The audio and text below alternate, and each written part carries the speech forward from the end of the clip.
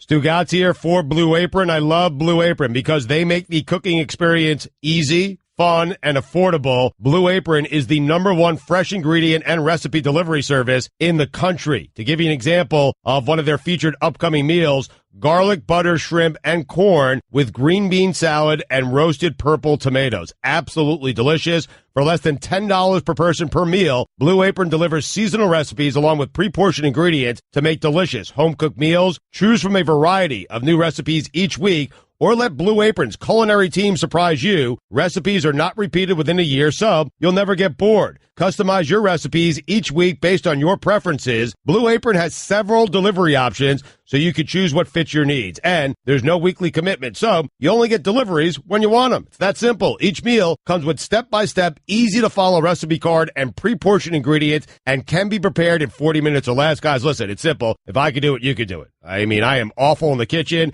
and I have used Blue Apron. If I could do this, you could do it. Just follow the easy step-by-step instructions. Blue Apron's freshness guarantee promises that every ingredient in your delivery arrives ready to cook, or they'll make it right. Check out this week's menu and get your first 3 meals free with free shipping by going to blueapron.com/Stugotz. That's STUGOTZ. You'll love how good it feels and tastes to create incredible home-cooked meals with Blue Apron. So don't wait. That's blueapron.com/Stugotz. Blue Apron, a better way to cook. America, it's time for some straight talk. You love your phone. Look at you. You hardly put it down. But you don't love that expensive wireless plan, do you? So what if I told you can keep that phone, network, and number 2 for a lot less? Well, this is me telling you. It's time to switch to Straight Talk, guys. Bring your own phone and get unlimited plans starting at just $45 a month on America's largest, most dependable 4G LTE networks. Straight Talk Wireless. Only at Walmart. Savings may vary. Please refer always to the latest terms and conditions of service at straighttalk.com. You can listen to the Dan Le Batard Show with the Stugotz 10 to 1 Eastern on ESPN Radio, and you can watch on ESPNU. ESPN Radio is presented by Progressive Insurance. More independent agents sell Progressive Insurance than any other brand. Find an agent at Progressive.com. Now that's Progressive. The Morning Roast is here for the Dan Le Batard Show with Stugotz on ESPN Radio and the ESPN app. All guests are on the show, Penzo Performance Line. If you want to tweet us, do it on the 1-800-Flowers.com Twitter feed, at ESPN Radio, at Clinton Yates, at Mina Kimes, and at Foxworth24. We got to spend some time talking about our setup. First of all, Mina, how are you? I'm all right. I was just about to not say something and try to act professional, and I remembered which show we're filling in for, but I just housed a granola bar so quickly. I can barely talk right now. My throat is filled with little granola particles. Okay, so let's. But otherwise, I'm great. I'm glad for our here. extremely premature reunion. Yes, exactly. We right. had our last show last week, and Mina's in L.A. Dominique and I are here, but we are in. Dominique, you know what? You describe where we are, as we are at Foxworth Manor. We're in one of my kids' playrooms, so that's what we're doing. Sitting around, there are puzzles on the ground. Is it bigger than my whole apartment? Blocks. Probably not. I mean, you live in L.A. It's not like you live in New York somewhere. I stepped on something that made an animal noise, Mina. It is, okay, we're sitting in a room that has carpet with something that is close to what I would call a Christmas pattern for wrapping paper. There is a shelving system that has 1 to 10 units in it. There are a bunch of, like, little side buildy blocks here. It's a Football Monday, guys. Football Monday. Green, blue, and yellow. And there's about a 50-inch TV on the wall. And a little Tykes dunk thing. 50-inch TV? How about those Rams? Wait. How about those Rams, guys? Okay, pause. Super Bowl? Rams? Super Bowl? 50-inch TV in one of your kids' playrooms? That is bigger than my TV. No, this is irrelevant. The most important thing about our setup is the fact that 2 minutes before the show aired, we were in my basement and we discovered that we could not connect. So what was more amazing is watching Clinton, who I think the last time he ran might have been in I mean, unless I was running away from something. Yeah. You know. Watching me and Clinton run up all the stairs and carry all this stuff and panting, trying to get our breath so we could talk about how the Rams are going to the Super Bowl. It's an overreaction Monday. Obviously, there were a lot of big-time games yesterday. Giants-Cowboys was one of them. The Cowboys dispatched of the Giants, who couldn't even get a touchdown on the board. Of course, Ezekiel Elliott played. That was of some matter of controversy, considering the ruling from, I believe it was an East Texas judge. that allowed him to play? Mina, what were your first thoughts about that game? And we'll get to the Seahawks later. What'd you think about the primetime matchup last night? Yeah, so like Chris Collinsworth said, guys, I promise to only talk about this from a football perspective. I'm going to stick to sports, so I'll break it down for you, and we will not talk about what's going on with Ezekiel Elliott, which was totally ridiculous, and we should make fun of that and talk about it later. But as far as the game goes, I thought it was a little disappointing. I mean, I had a feeling that, not a feeling, I strongly suspected that if Odell Beckham didn't play, the Giants' offense would be such a disaster and so uninspiring that we wouldn't learn much about either team. I've been saying this entire offseason that the Dallas Cowboys' defense is a huge problem, but we don't know because it wasn't tested at all. Dominique, you and I have talked about this a lot. I don't think their defense is good enough. There we go. Oh my gosh.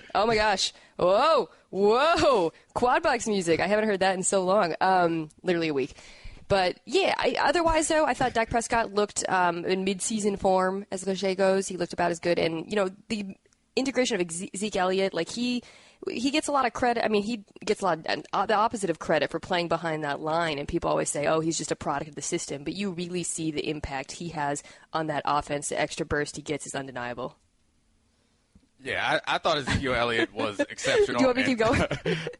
No, I got it. You don't get the music. Only you get the music, though. But I thought Ezekiel Elliott was exceptional. The thing about the Cowboys that I'm most impressed with is that they can run the ball no matter what. So, like, it's first down, extra man in the box. Yeah. The Giants have a great defensive line, and they hand him the ball, he gets 6-7 yards, and it's just impressive. If you have a team that can do that, like, you can go far no matter what. And I think one thing that goes underappreciated about Ezekiel Elliott is his ability to protect and pass protection, because they don't have to take him off the field ever. He can pass protect, he can catch, he can run. I think that draft pick selecting him was a huge decision, and they made the right one. And I don't know that a lot of people think Jason Garrett's not a great coach, but they're winning with or without him, or because or in spite of him. Either way, that team is going to be formidable. As long as they can run the ball no matter what you do in the box, you can't stop that. You're listening to The Morning Roast on ESPN Radio. Clinton Yates, Mina Kimes, Dominic Foxworth. Let's hear what Ezekiel Elliott had to say about how getting back on the field has helped him deal with the situation off the field. It feels good to be out here with these boys. It's definitely been a tough last 14 months, and, at times it's gotten so hard, and, you start to lose faith, but, just being able to come in and be with these boys every day has kept me focused and, made me, not give up and keep going. Like I said, 14 months, and just kind of being associated with that's tough. I didn't really love the fact that he played in this game, to be quite honest. I thought that the way the NFL dealt with this was very bizarre. I still don't like the idea of letting him play one game and suspending him for a bunch of others, or maybe not. Again, the approach to this was oddball. Yeah. And again, as the smallest football fan here, as soon as I heard ODB wasn't playing, I turned it off. By the by, the star power wasn't there for me. So every time I looked up, Zeke was running around the field. Giants got no touchdowns. How much of an issue is this for the Giants, Mina, in your opinion, in terms of their ability to get their offense moving? He's their entire offense. I can't stress that enough. And people scoffed when Beckham said that he should be the highest paid player in the NFL, but he certainly made his case last night. I mean, the line is a disaster. People are giving the Cowboys defense credit for getting pressure, and Rod Marinelli, their defensive coordinator, is a genius. What he's able to do with such a dearth of talent. I mean, you've got, Charles Tapper and DeMarcus Lawrence getting in the backfield. It's incredible what the schemes he's able to dial up. But the reason they were able to get pressure is because that line is a dumpster fire. And the entire game, Eli was overthrowing, he was underthrowing, he was self-sacking. He appears to be on a continued downward trend, in my opinion. There's still no run game. Brandon Marshall was non-existent, so was the rookie tight end. They are nothing without Odell, Dominique. Yeah, I think the interesting thing is how we kind of anointed Ben McAdoo a genius because he was able to kind of correct Eli Manning, his interception problem. But actually, I think that corresponds also with Odell Beckham. So while we have given Ben McAdoo all this credit, I think people struggle with criticizing coaches in some part because they don't understand what they're seeing. And And when we watch the game, they don't do very much to make it easy on Eli. What made it easy on Eli and what got them all this credit was Odell Beckham. So, I mean, I think we should – and this may be a theme for me going throughout the show as I look at the rest of the teams around the league and we jump on players, particularly quarterbacks, about how bad they are. And I think Houston's another example. We jump on Savage. We got to look at the coaches and what they're doing to set these players up because these guys are NFL players. They aren't this bad. There's no reason why the Colts should have got beaten the way they did. So we need to take a closer look at what they're doing to set their players up for success or not. The news here, the NFL has appealed the preliminary injunction granted to the NFLPA regarding Ezekiel Elliott's 6-game suspension. The appeal was filed in the Fifth Circuit of the U.S. Court of Appeals. With the injunction granted on Friday, Elliott likely will be able to continue playing as long as the legal process plays out. Mina, what did you like from this game, if anything at all, besides Zeke's performance? I'm trying to think. I mean, we saw a lot of really bad offensive line play today. So it was, after watching the Seattle game, which we'll talk about a little bit later, watching the Cowboys is like watching a different sport. So I liked that. I mean, it's just so fun to watch. I think Mike, the producer, screamed Ben McAdoo's hair at some point. That sounded his voice. The disembodied voice of reminding us to talk about kind of feeling Ben McAdoo's new look. I'm trying to think about other, it wasn't a good game, guys. I don't know. It definitely wasn't one of the better games. It was much worse than Thursday Night Football, ironically, I thought. The slick back is nice, but I don't know what he thought he was doing though. Like, has he ever addressed it? I feel like that's something that you need to address. Like if Odell Beckham just cut off his hair, he would address it. So what was Ben McAdoo's response? Like he's trying to join the mob? Like he wants to be on Wall Street? Pat Riley's School of Awesomeness. What is he? Because I kind of liked his other little his podunk hairdo that he had in the past. He looked like a guy come on, mowed your lawn at the local public school. That's what he looked like. Before. I mean, he got roasted so heavily before. I just feel like this was an over-course correction. When your friend does the makeover and they come back with, bleached tip, just overly done everything, did not handle it well. He swung too far to the right on the pendulum. Ben McAdoo is a distraction for this team. Coming up, we're going to talk about how the Rams beat the brakes off the Colts so bad that Indy's coach had no idea what hit him. But first, a word from Dollar Shave Club. You already know how much I love Dollar Shave Club's razors, but did you know they offer so much more? They make their own high-quality personal and grooming products for your hair, face, skin, shower, everything. And right now, you can try it all. You can get their first month starter set for just $5. It includes travel-size shave butter, body cleanser, butt wipes, Dominique, and a month of their best razor. After that, replacement cartridges ship for just a few bucks a month. Don't miss out. Get your starter set for just $5 today exclusively at dollarshaveclub.com/Dan. That's dollarshaveclub.com/Dan. Ooh, butt wipes. The Morning Roast. Filling in on the Dan Le Batard Show with Stugotz at ESPN Radio. You can listen to the Dan Le Batard Show with the Stugotz 10 to 1 Eastern on ESPN Radio, and you can watch on ESPNU. ESPN Radio is presented by Progressive Insurance. More independent agents sell Progressive Insurance than any other brand. Find an agent at Progressive.com. Now that's Progressive. And now your SportsCenter update. The NFL returned to Sundays yesterday. The Cowboys had Ezekiel Elliott, and the Giants were missing Odell Beckham Jr. Dallas took advantage and won on Sunday night, 19-3 over New York. The Jaguars had 10 sacks and forced 4 turnovers. Plus, rookie running back Leonard Fournette ran for 100 yards as Jacksonville stunned Houston 29-7. Quarterback Deshaun Watson started the second half for the Texans in the loss. About 2,000 people who attended the Lehigh Valley Zoo's annual brew, at the Zoo Festival Saturday were rushed to a secure location when a bobcat made a break from her enclosure. Yikes. Shishka, 18-year-old bobcat who has lived in the zoo for her whole life, escaped through a gap she had created between a tree growing out of her enclosure and the fencing. It took the zoo crew 90 minutes to round her up. Neither the bobcat nor the guests were injured. Here's the Select Quote difference. Most companies give you one option, one policy, one rate. But Select Quote shops to get you the best of 15 options of highly rated insurers. For a free personalized quote, call 1-800-533-4499. That's 1-800-533-4499 or go to selectquote.com. For all the latest headlines and information, tune in to SportsCenter on ESPN Radio all throughout the day. You're listening to the Morning Roast, filling in for the Dan Le Batard. That was So brutal. many words. I know. Well, also, that was not a good like... read, Dominic. It was like written by Dr. Seuss. It had Zoo, Crew, and Brew in it. So I appreciate you having my back, Mina. But you know what would have been really nice to have my back is when I said, if I wasn't laughing, you want to read the whole time? this read? Yeah, that. And when in the break I said, you want to hit this read?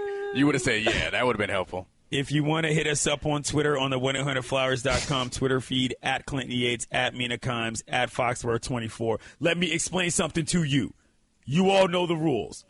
If you come incorrect in my mentions, I will embarrass you in front of your friends and your family, and I will not apologize. I'm going to read some tweets. Angry Clinton. At Clinton Yates, not this guy again, 4 question marks. Get used to it, Playboy. At Clinton Yates, he just called Odell Beckham ODB LMAO. Have you never heard that before, fam? Everybody calls him that. People say that. What are we talking about here? Yeah. That's not something I'm making up. That's not a ODB versus OBJ is an ongoing semantic controversy of the GIF versus GIF nature, to be fair. But it's definitely a thing people say. At Mina Kimes, at Clinton Yates, good. Clinton struggles by himself. Okay. All right. I see how y'all treat me. All I do is give y'all effort here on this microphone. And when the squad comes back, suddenly I'm chopped liver. Okay. That's fine. Let's hear what Chuck Pagano had to say about the Colts getting their doors blown off. We got our kicked, and credit 49ers and Coach McVay. You know, they played extremely well today. I'm not going to make any excuses. We're not going to make any excuses as a football team that, you know, we don't have this, we don't have that, we're missing this guy, we're missing that guy. That's a bunch of bull crap. You know, and there's not one guy in that locker room that will slide that down that pole. I'm not going to slide that down that pole. Our assistant coaches aren't going to do it, and we're not going to make an excuse. We got a kick. Period. Did he say the 49ers? He did. So I play for Chuck. I love Chuck. Uh-oh. I'm rooting for Chuck. However, bias alert. The 49ers. The 49ers. No. I can't cape up for Chuck after he said the wrong team, and then he started talking about some nonsense about sliding down poles. Like, yeah. What are you talking about?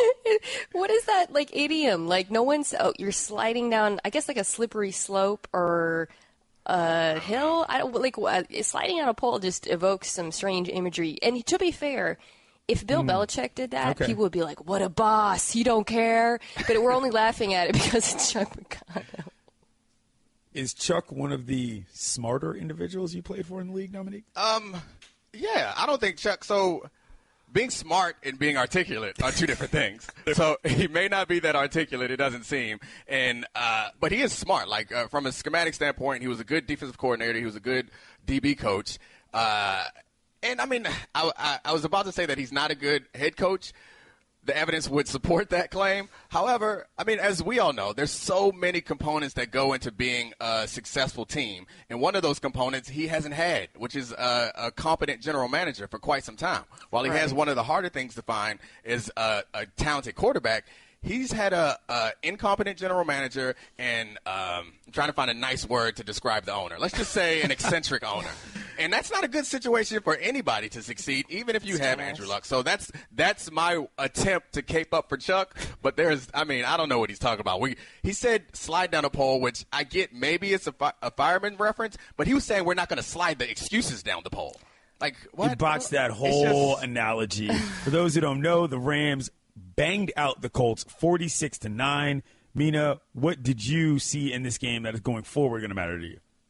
Well, I'll get to it. But if you're sliding down a pole and it's a fireman analogy, you're being a hero. So he's like, we're not going to slide down the pole is basically saying we're not going to embark on like a heroic rescue mission. So that can't be what he meant when he said that. He didn't say. He didn't mean it in a sexy maybe I misheard way it, either. but he didn't say. Maybe I misheard it, but he didn't say we aren't going to slide down a pole. He's saying we're not going to slide those excuses down the pole, which also doesn't make it. Hold on, let's just hear this again. Okay. Let's hear it again so we can be clear on what this nonsense was Chuck Pagano was talking about. We got our kicked, and credit 49ers and Coach McVay. Oh, give us the poll stuff, too. Yeah. The poll stuff. He obviously said the 49ers. We got our kicked, and credit 49ers and Coach McVay. You know, they played extremely well today. I'm not going to make any excuses. We're not going to make any excuses as a football team that, we don't have this, we don't have that, we're missing this guy, we're missing that guy. That's a bunch of bull crap, and there's not one guy in that locker room that will slide that down that pole. I'm not going to slide that down that pole. Our assistant coaches aren't going to do it, and we're not going to make an excuse. We got a kick, period. Chuck Pagano has no idea what he's talking about. I mean, when you get your butts kicked like that, maybe sometimes come up with a bunch of foolishness. Word salad. It kind of it sounds like a garbage chute situation, right? Or when you're rich people have those things where they send down dumbwaiters. Maybe that's what he meant. But I'm going to answer your question about the Rams, okay? Because it's overreaction Monday, and the Rams being good is probably going to be the worst overreaction, I think, of today. And that's the worst overreactions of the first week of the NFL season always happen because people don't gauge the level of the competition. So I think Sean McVay is a great coach. I think they're inevitably going to be better this season because you literally, logistically, statistically cannot be worse. I just said logistically after making fun of Chuck Pagano for mid-season. I liked how you made it, though. Logistically, statistically, you combined them. Came around to it. Right? I think we got a thread. I think we got a thread throughout the show of us making up weird word combos. Boss cliches all over the shop. All I want to say is people don't look at competition when they make, bold statements the Monday after the first weekend. And I believe the Colts could be the worst team in the NFL. Jared Goff was 21 for 29, 306 yards, 1 touchdown, no picks, 117.9 rating. Decent game from him, Dominique. So that's more than a decent game considering the season he had last year. Right. And also, not only did you say logistically, statistically, you called this an overreaction Monday, criticized people for overreacting, and then ended it with the great dismount of the Colts might be the worst team in the NFL. Like, come on, Mina. That is an overreaction on your overreactions. To that I say, meh. Coming up, ejections are starting to be a little much in the NFL. We'll discuss a situation that arose in the Seahawks-Packers game next. It's the Morning Roast, filling in for Dan Le Batard, Stugotz on ESPN Radio. You can listen to the Dan Le Batard Show with the Stugotz 10 to 1 Eastern on ESPN Radio, and you can watch on ESPNU. You know that you can take the NFL with you wherever you go thanks to the TuneIn app. No matter where you live or what team you love, TuneIn brings you home and away calls for every game live. Download the TuneIn app and listen live. And now, for your SportsCenter update. The NFL returned to Sundays yesterday. The Cowboys had Ezekiel Elliott, and the Giants were missing Odell Beckham Jr. Dallas took advantage and won on Sunday night, 19-3 over New York. Sticking with the gridiron, the Jaguars had 10 sacks and forced 4 turnovers, plus rookie running back Leonard Fournette ran for 100 yards as Jacksonville stunned Houston 29-7. Rookie quarterback Deshaun Watson started the second half for the Texans in the loss. And lastly, the Pope suffered an eye injury when he lost his balance during a trip through Cartagena, Colombia. Video images show the Pope hitting the left side of his face against a vertical bar of the Pope-mobile, a specially designed open-top vehicle that allows the pontiff to stand and greet the faithful as his motorcade advances. A few drops of blood, Dominique, were seen on his white cassock, the vestments, Playboy, and the area around his left eye looked bruised and swollen. Quote, "I was punched. I'm fine," he joked afterward. The bruises on his face were clearly visible. Try DraftKings' new Pick'em game in the free $100,000 one-week fantasy football contest this Sunday. DraftKings has organized players into 8 tiers. All you have to do is select one from each tier. Use code HUDDLE.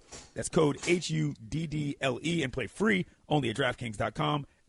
Eligibility restrictions apply. See DraftKings.com for details. It's the Morning Roast. Filling in here for the Dan Le Batard Show with Stugotz. You want to tweet us on the 100flowers.com Twitter feed, at Clinton Yates, at Mina Kimes, at Foxworth24. During the break, we discussed Chuck Pagano yet again, Dominique's favorite coach in the history of the NFL. And Mina Kimes revealed something to us about what she takes value in from a presentation standpoint. Mina, please enlighten the listeners. What I said about Chuck Pagano, well, Dominique Hartown was like, yeah, he does seem like a nice guy. I feel bad trashing him or whatever, and he's had some bad GMs. And I was like, well, why do I think he's a nice guy? I don't know. I'm not like Dominique. And I realized it's solely because he has, truly kind and gentle eyes. And that really means a lot to me when I, look at a person's face. The first thing I notice is if they have kind eyes. And it's, I think, a really rare quality in NFL coaches. It might be why he's not a good coach. No, don't. Now you've gone too far. So the picture, when you said that, I Googled NFL. It was escalating. In the picture that they put of Chuck Pagano up, is like his eyes look so kind. He looks so vulnerable and sweet. Like he is the leader of kind eyes in the pro football coaching ranks. But I do believe that you can be a kind-eyed and a actually kind coach and be successful. I think there are lots of coaches who have kind eyes. Who? Let's hear it. Kyle Shanahan. Looking at a picture of him right now. Kyle Shanahan does have kind eyes. Kyle Shanahan does not have kind eyes. Come on. What? Google him right Yeah, not at now. all. Look at Kyle's eyes. No. They're kind. Mm-mm. Kyle Shanahan looks like John Hamm if he lost like 100 pounds and like was not as good looking and really loved football. You know who does have kind eyes? And this is a coach that Dominique knows, John Harbaugh. I've said this before.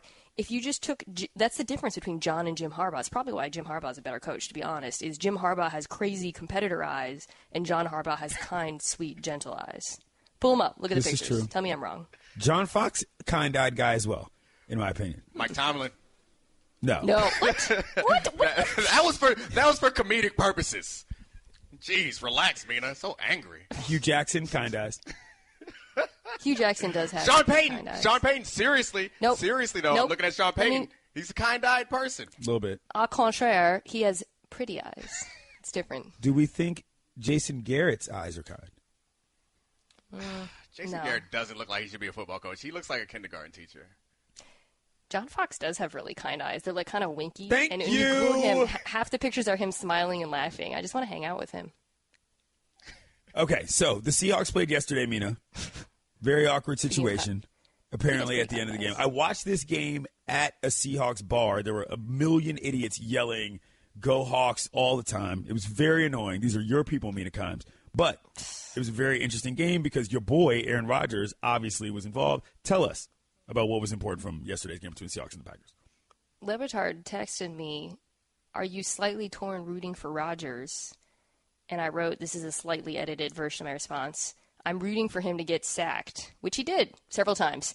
But he looked good. He looked like his, MVP, whatever self.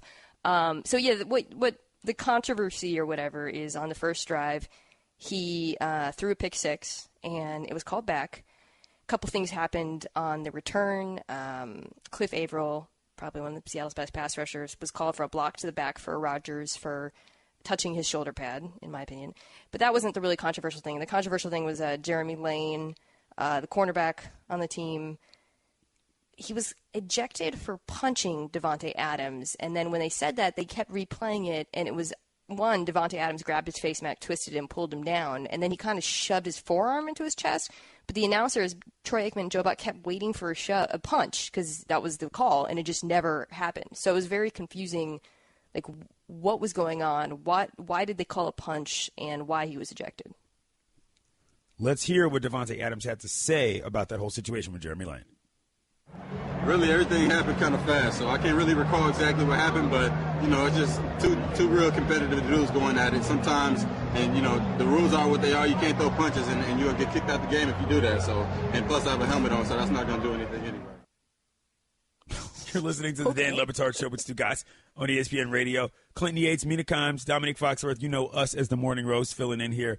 Fighting in the NFL is an interesting thing to me because it seems like such a bizarre thing to try to regulate, Dominique, considering how violent the game is. To me, fights are a natural extension of so many different things. I saw sort of a cut block situation where a guy was engaged up top and a guy chopped him later. I mean, there are reasonable scenarios in which you think you might want to slap a guy upside the head.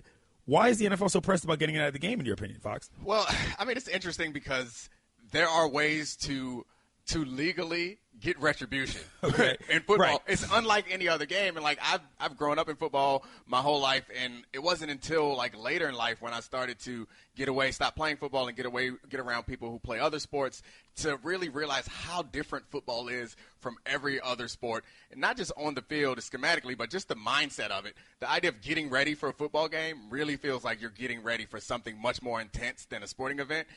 And when you're around basketball players getting ready or baseball players getting ready, it's a little bit more low key unless you're in the playoffs or something. Yeah. And on the field, that carries out on the field. And the stakes of the games are so much higher. You only have 16 games. So every play seems so much more important. And when you throw all of those emotions into a mixing pot, sometimes what you get on the other end is people being unreasonably violent and fighting. And inside the rules of the game, you can be kind of relative to other sports. You're allowed to be unreasonably violent, except for like combat sports. Right. Here's what I think was interesting about this. So Kevin Seifer, who's a great writer for ESPN and writes a lot about the rules and their enforcement, and the NFL did a piece today about, what's going on here? Why? Because I think a couple other players were ejected for throwing punches who also did not throw punches. And Kevin sort of theorized that it might be something the league is trying to crack down on, basically punches, fights before they escalate, this kind of thing. And Dominique, I've heard you talk a lot about this, sort of the NFL originally just trying to legislate away the impression of violence. You talked about the malice of the palace in basketball and how that can affect people's opinions. However, I would argue that by over-enforcing rules, they're calling attention to violence when people wouldn't even notice it. I mean, like this play in particular, he gave him kind of like there was the face mask and the forearm, but you never would have noticed that. Now it's over and over, punch, punch, punch. I see it on every website. I think it's another example of the NFL trying to take care of something, and as a result, sort of kicking itself in the face. Did I just pull a Pagano? Could you kick yourself in the face? There you go. You just made one up. All right, I'm going to slide back up the pole. I'm just saying, I think it's another example of them stepping in. That's all. Yeah, I mean, I agree with you, and they are overzealous. I often think about how at one point after the Richie Incognito thing, they wanted to regulate the N-word on the field, and I was like, okay, that ain't possible. You're going too far, NFL. And I mean, this is similar in that situation. And you brought up malice in the palace. It's something that I talked about early in my career in the NFL.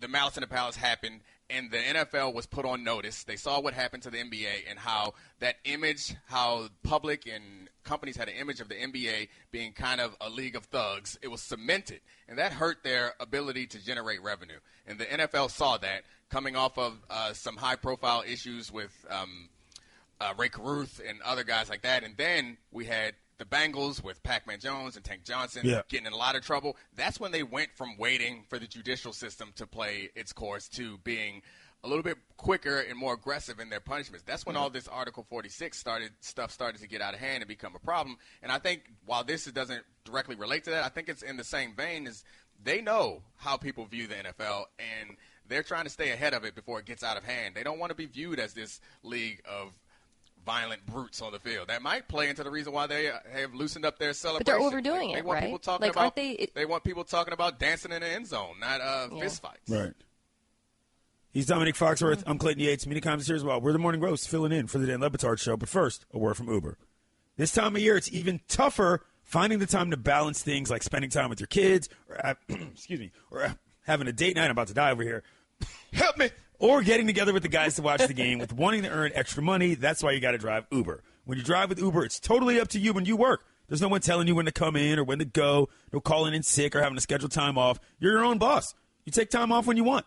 That's why driving with Uber is the ultimate side hustle. You're earning extra cash when you want. Now, in addition to instant pay and cashing out up to 5 times a day, you can earn more every week with tipping. Riders continue tips right from the app so you can add your weekly earnings for the great service you provide.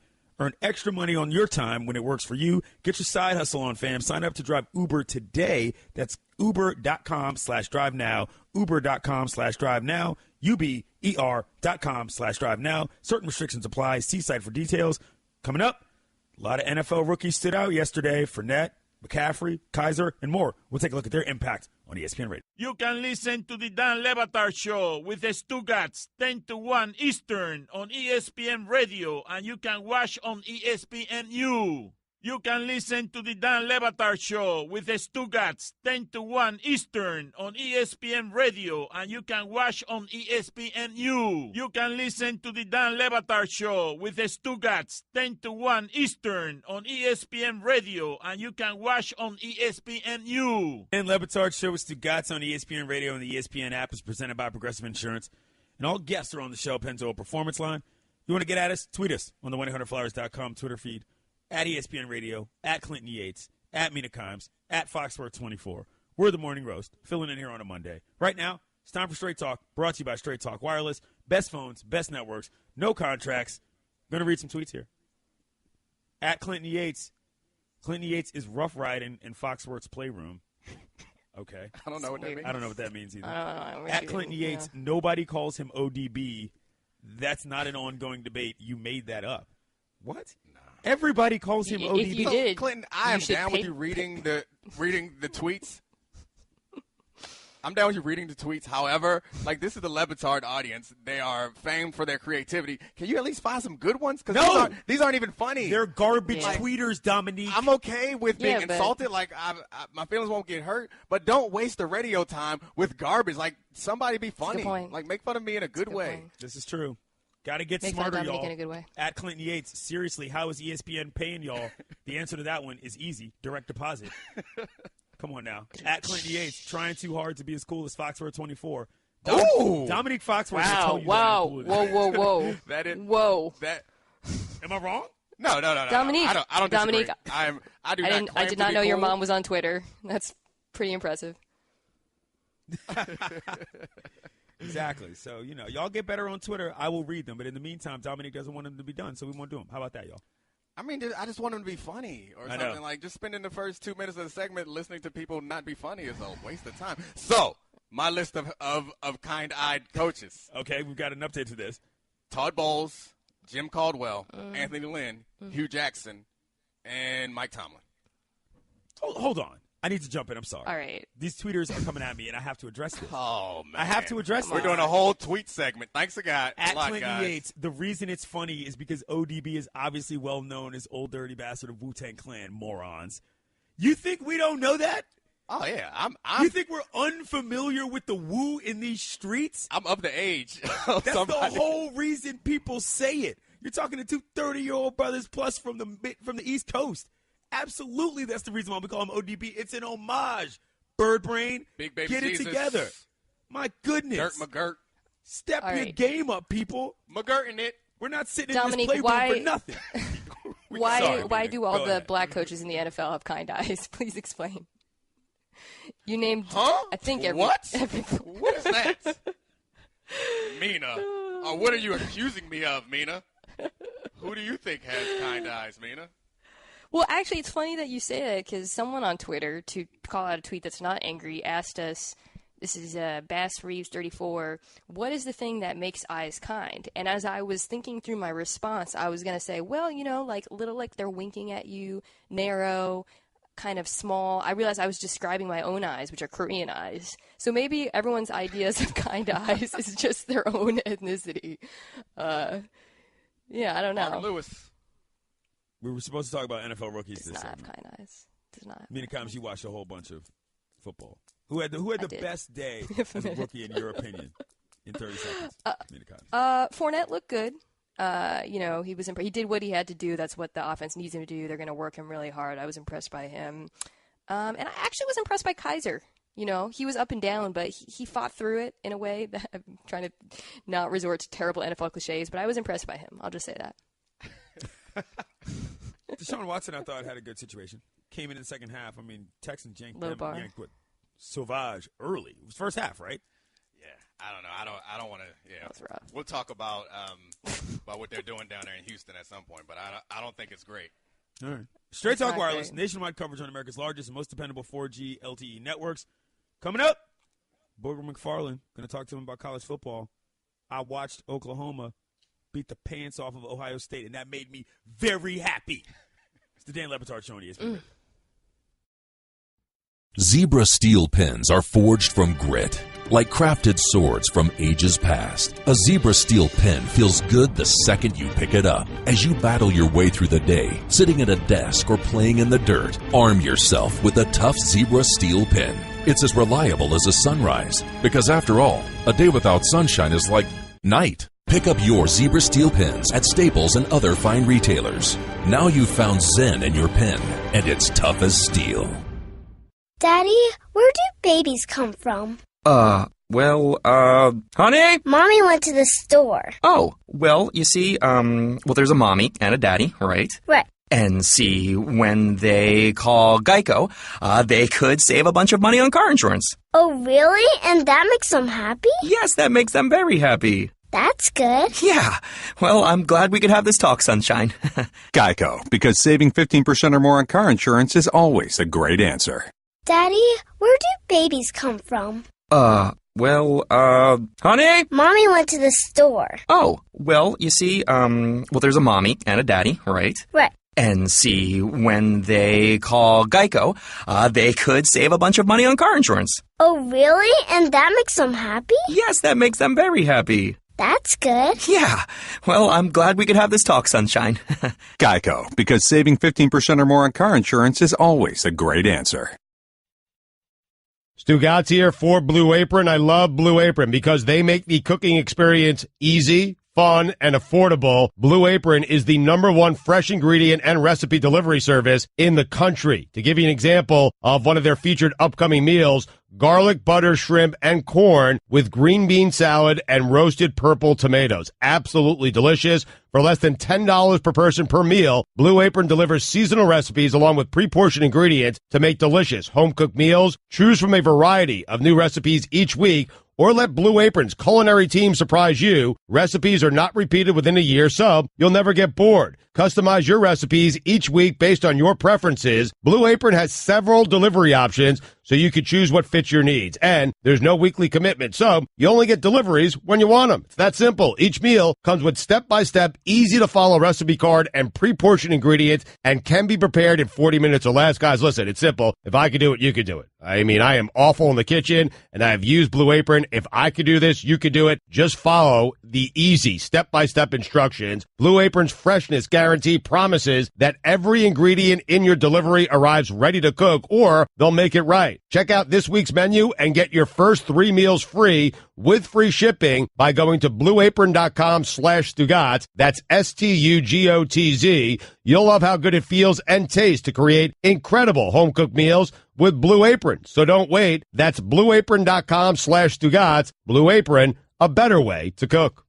America, it's time for some straight talk. You love your phone. Look at you. You hardly put it down. But you don't love that expensive wireless plan, do you? So what if I told you can keep that phone network and #2 for a lot less? Well, this is me telling you, it's time to switch to straight talk, guys. Bring your own phone and get unlimited plans starting at just $45 a month on America's largest, most dependable 4G LTE networks. Straight Talk Wireless, only at Walmart.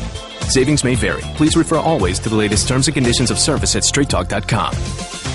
You can listen to the Dan Le Batard Show with the Stugotz 10 to 1 Eastern on ESPN Radio, and you can watch on ESPNU. And Le Batard Show with Stugotz on ESPN Radio and the ESPN app is presented by Progressive Insurance. You want to hit us up on Twitter? Do so via the 1-800-Flowers.com Twitter feed. At Clinton E. Times, at Foxworth24, at ESPN Radio. Dominique doesn't know this, but I'm stalling right now because the screen with the words I'm supposed to say on it is not, Shimmy, y'all, shimmy, yam, shimmy, yay. is not loading. So I don't have any of the I want it words. to be the zoo. I want to hear that. Dominique do the Zoo Crew brew. Zoo Crew brew. Shoo. I It's can't the get crew- into it's the the brew document anyway. Zoo. The show is a bit of a mess today for various reasons. Wonder We're sitting why. in Dominique Foxworth's child's playroom Yep. on the top floor of his home, Foxworth Manor. Very lovely Just a 50 abode for those of you 50-inch who screen don't know. TV. Important detail. 50-inch screen TV in here that the Get out my business. You trying to get me robbed. The kids probably know how to work better than you do. Joining us now on the Shell Pentola Performance Line is Booger McFarland, college football analyst. How you doing this morning, Booger? Booger, you there?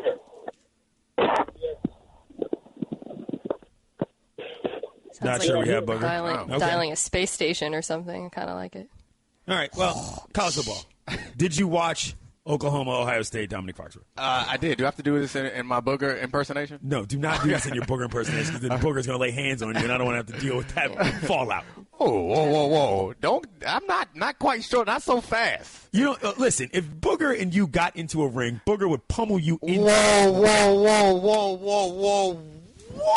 Booger, you there? Here. See, he don't want to talk. He's here. Okay. All right, Booger, we finally got you. Maybe. I don't hear Booger. No, I'm here. I'm waiting for Dominique to apologize. I mean, Booger. Good luck with that. They got flights. They got flights from wherever you are to D.C. right now. Hop on it, Booger. Square up.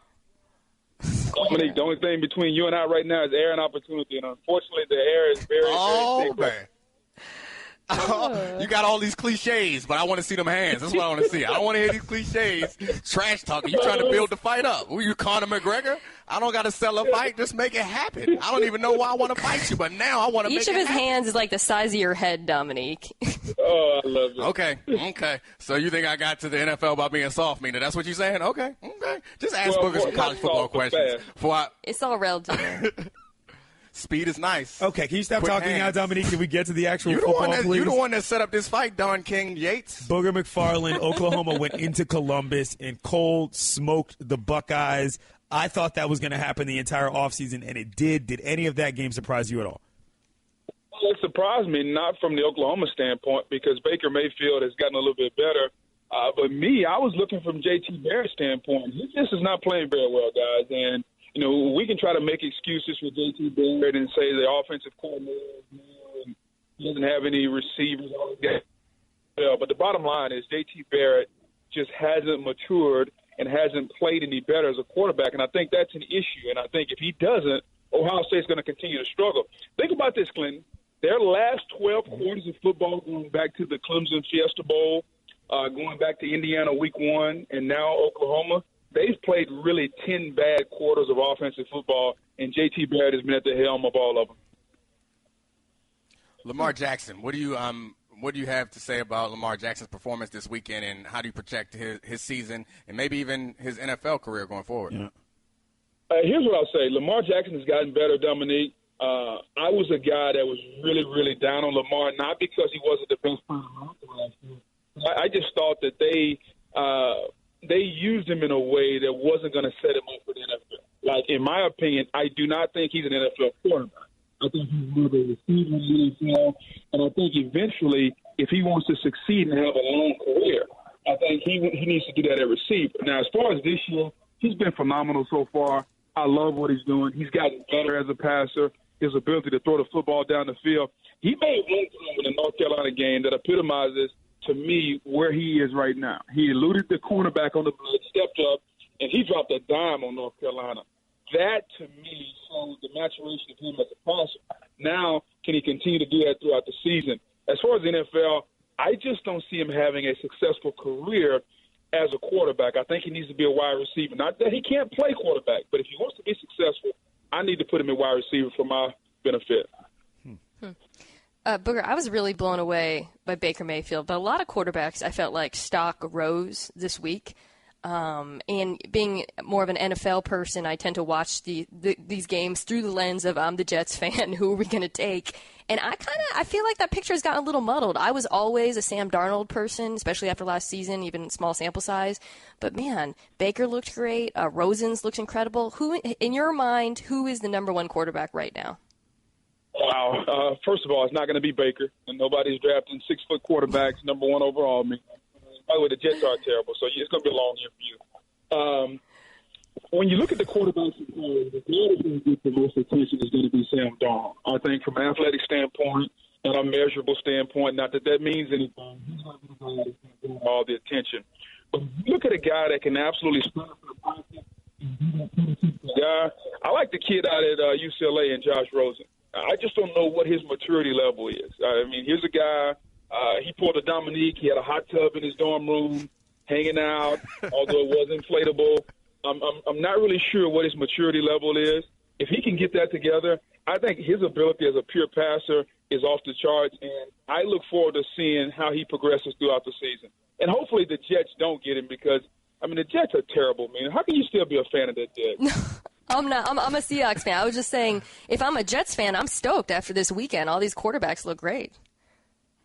Yeah, some of them look great. I still don't think Baker. Like, Baker may win the Heisman, and he may get invited and be right there with Lamar and Saquon Barkley. But Baker's not a guy that's going to be number one pick worthy. Like, they took Johnny Manziel number one. Cleveland did. And I think they regret that. Not necessarily just off the field, but on the field, his game didn't translate. And Baker Mayfield is a better version of Johnny Manziel, but he's still a 6-foot quarterback that runs around and, kind of improvises and tries to make plays that way. You're listening to the Dan Le Batard Show with Stugotz on ESPN Radio. Clinton Yates, Mina Kimes, Dominique Foxworth. We are the Morning Roast, filling in here. Booger McFarland, ESPN college football analyst, joins us on the Shell Penzo Performance Line. Get instant gold status at Shell. Join the Fuel Rewards program now at fuelrewards.com/gold.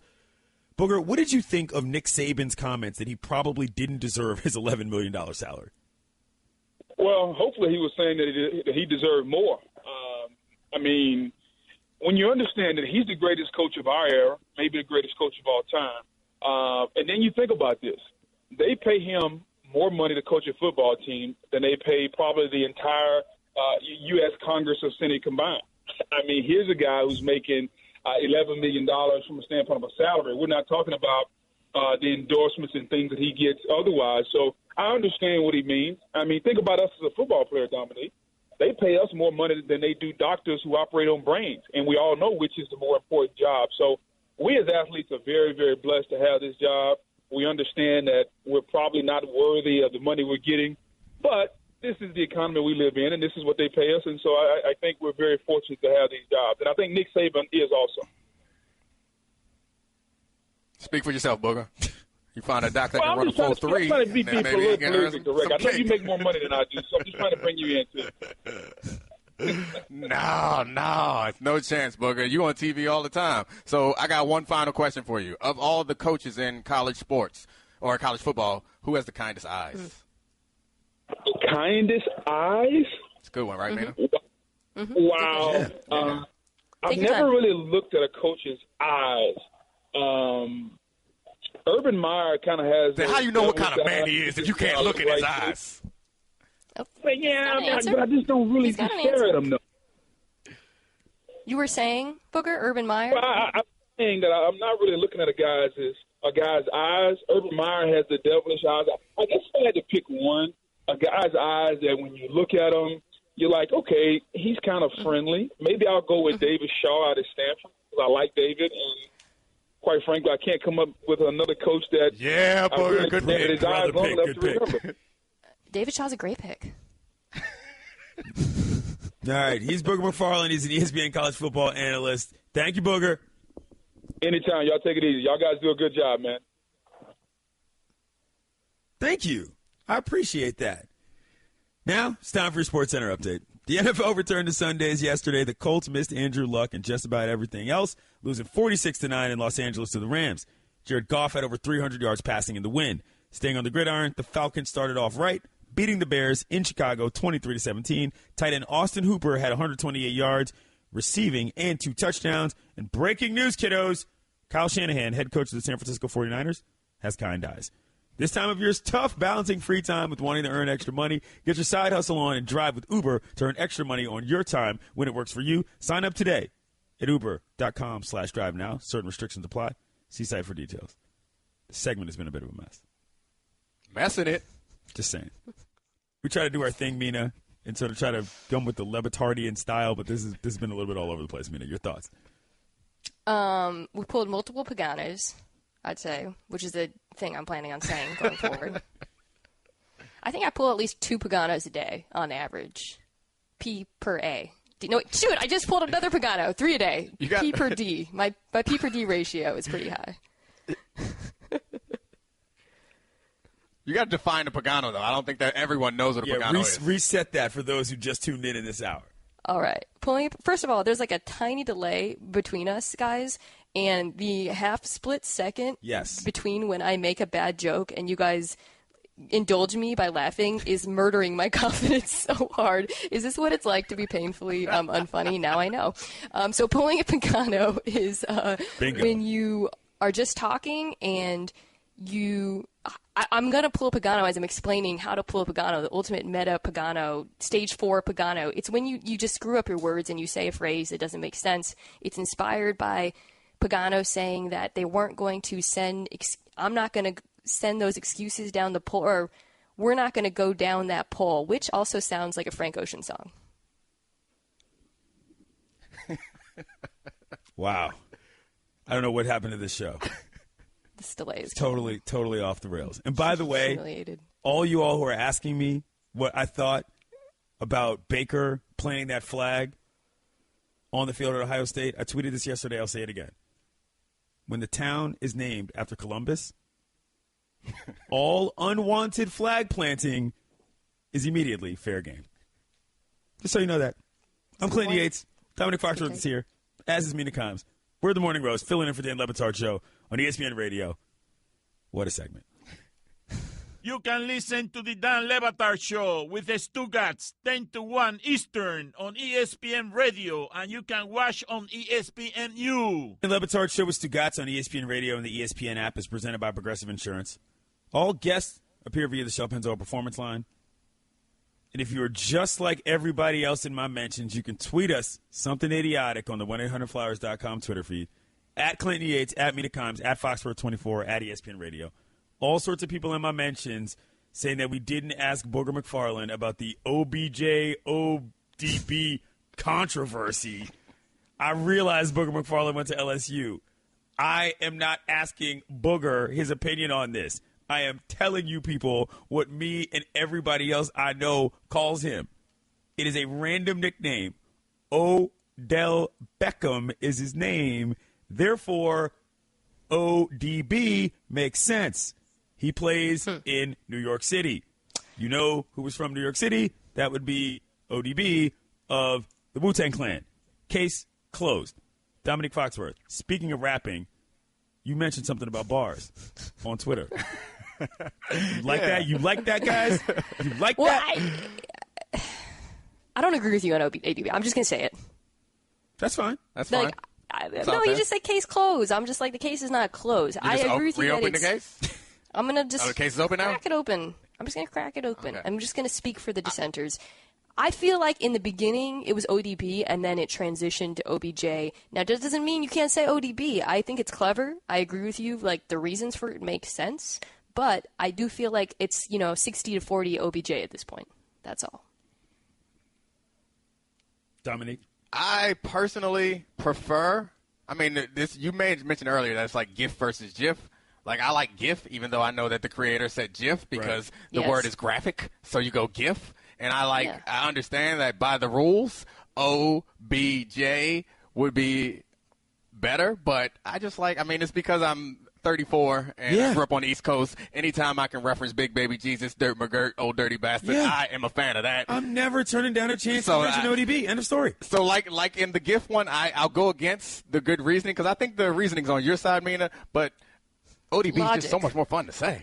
What did I say? Yeah. Logically, statistically, emotionally, it's on my side.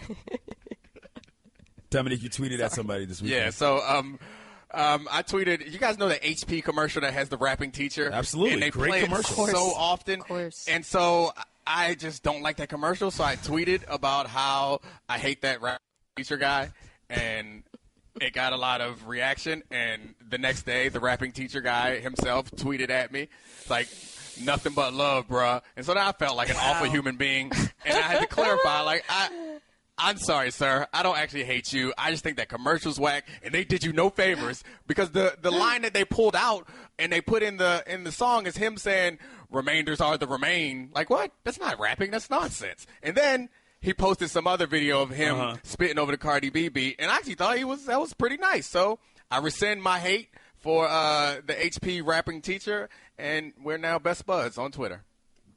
But that line is bad. The remainders are the numbers that remain. Mina Kimes, your thoughts on Dominique being a bully in these streets? I know. I feel bad. I'm glad you stood your ground, Dominique, because that commercial is terrible. But it's not because he doesn't have bars. He can rap just fine. I don't have any issues with his rapping. It's completely realistic that someone who looks that cool, who raps that well, and does art that good, that's what really bothers me when they show his drawings and they're like expert Picasso level, would be a teacher. He should be famous. It just felt very inaccurate to me. That's what I disliked about it. Well, I mean, Mina, your assessment of rap bars has completely lost all credibility if you thought that based on that commercial, anyone would consider him someone who can rap. And B, the kids dancing in the video, it just seems so fraudulent. It's not like what's actually happening in his classroom. And so that's what put me off. But I stand my ground. The commercial's awful. But the guy, he can rap. He's a nice enough guy. I apologize for saying I hate him because I don't hate him. I just hate that awful commercial. Most importantly, he has tremendous hair. You're listening to the Dan Le Batard Show with Stugotz on ESPN Radio and the ESPN app. Clinton Yates, Mina Kimes, Dominic Foxworth. We are the Morning Roast, filling in here on a Monday. Chris Collinsworth. obviously a part of the NBC broadcast, and last night during Sunday Night Football, Mina, he addressed the Ezekiel Elliott situation, but he sort of didn't. Please explain to us what happened. So here's the quote. I pulled it up. So I want to say it was in the first quarter. Zeke's on, and Chris Collinsworth says, "We're just going to talk about Zeke as a football player, not, I think, forgive us. We're just going to talk about Zeke as a football player, not any off-the-field stuff." Okay, I'm reading a Twitter transcript, and that's clearly not accurate.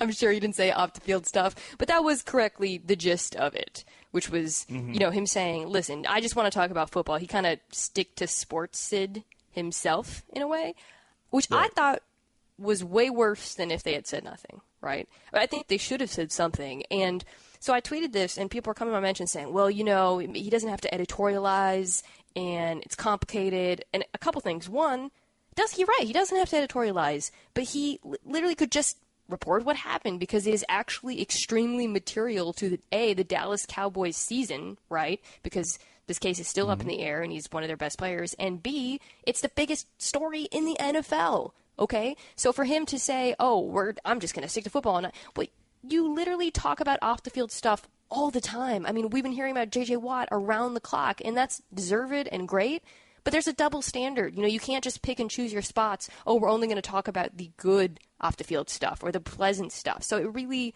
rubbed me the wrong way, Dominique. Yeah, I love Chris as an analyst because he's one of the few who I think knows what he's watching and can give you actual insight of what the defense and what the offense are actually trying to do.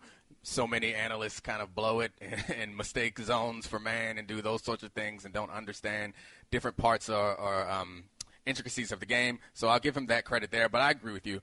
I think that one of the things I enjoy and one of the reasons why I work here is that I can use sports to talk about the things that are actually important to me and the things that are actually important. And so when given the opportunity, and I think, to be fair, they should not have gone on there and been editorialized in a way that was judgmental or accusatory about Zeke because he wasn't convicted of anything. But you do have to address it. Yeah. And you can, if they choose to editorialize about Zeke in a negative manner, that's their right.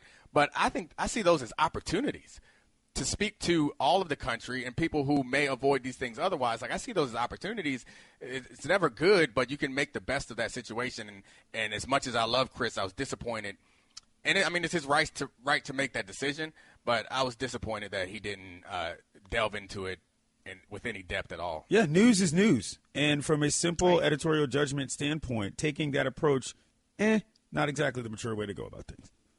Morning Roast, filling in here for the Dan Le Batard Show. Yeah, right now, a word from ZipRecruiter. Are you hiring? Do you know where to post your job to find the best candidates? With ZipRecruiter, you can post your job to 100-plus job sites with just one click. Unlike other job sites, ZipRecruiter doesn't depend on candidates finding you. It finds them. In fact, 80% of employers who do post a job on ZipRecruiter get a quality candidate through the site within one day. Find out today why ZipRecruiter has been used by businesses of all sizes to find the most qualified job candidates with immediate results. And right now, listeners can post jobs on ZipRecruiter for free. That's right, free. Just go to ZipRecruiter.com/Dan. That's ZipRecruiter.com/Dan. One more time to try it for free. Go to ZipRecruiter.com/Dan. Coming up, going to talk about the tennis, kiddos. It's a very fun one in Flushing. You're listening to the Dan Le Batard Show on ESPN Radio. You can listen to the Dan Le Batard Show with the Stugotz 10 to 1 Eastern on ESPN Radio, and you can watch on ESPNU. You got this? Yo, turn me up. Nothing makes up for your football obsession like a surprise from 1-800-Flowers.com. To order a dozen multicolored roses plus an extra bouquet and a vase for just $29.99, go to 1-800-Flowers.com/ESPN. And now for your SportsCenter update. The NFL returned to Sundays yesterday. The Colts missed Andrew Luck and just about everything else, losing 46-9 in Los Angeles to the Rams. Jared Goff had over 300 yards passing in the win.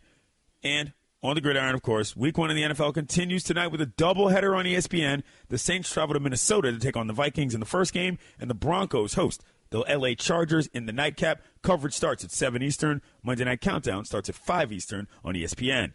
Here's the Select Quote difference. Most companies give you one option, one policy, and one rate, but Select Quote shops and could get you up to 15 options from highly rated life insurers. For a free personalized quote, call 1-800-533-4499. That's 800-533-4499, or go to SelectQuote.com. U.S. Open ended this weekend. Mina Kimes, Sloane Stephens won her first Grand Slam. Rafael Nadal won his 16th career Grand Slam title. Did you have a favorite point of this tournament, and what do you think about Sloane Stephens going forward, Mina? I was rooting for her. I'm not like a tennis aficionado, so I don't have like a good reason aside from the fact that I knew she was. ESPN the magazine did a really good story on her. I want to say like 3 when she was kind of on the rise, but maybe being a little overhyped. The story got a lot of attention because she revealed in it that I don't want to say she had beef with Serena, but that Serena had kind of ghosted her. And then in the story, she's talking about that, and the mom's like, shh, shh, shh, shh, which I just thought was so funny that she was so young and like was revealing too much. The story, okay, it was that Serena took her off her BBMs. You remember BBMs? So I kind of always was interested in her after that. And I don't know. I just think she's interesting. So I was stoked to see her be the surprise winner.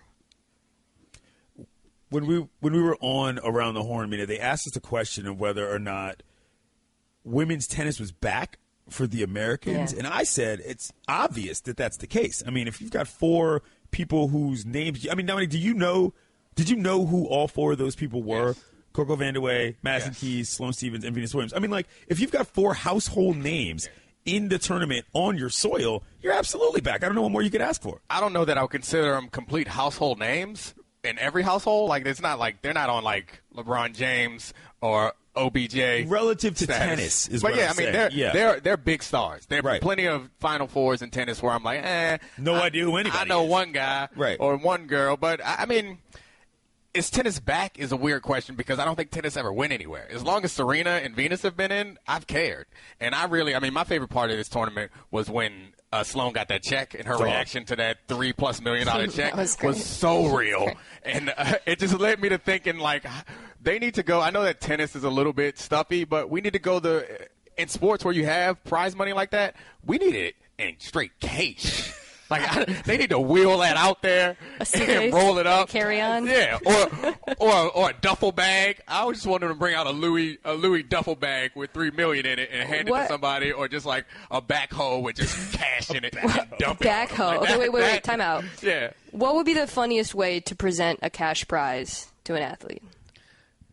Funniest or best? This is a non-question. It would clearly be one of those like wind tunnel deals where you got to get inside and start grabbing at the phone benches, booth, yes. and whatever you can get is what you get to keep. Yeah. I would watch that with a pro athlete in a dude. I like it. I like that idea, but like rather than in there, you got to use their athleticism. So it's just like put stacks of cash on one end line, and then they're on the other end line, and you got to do shuttle runs, get that cash. Like you haven't won any money. You've won the opportunity to do these cash bag shuttle runs. Win.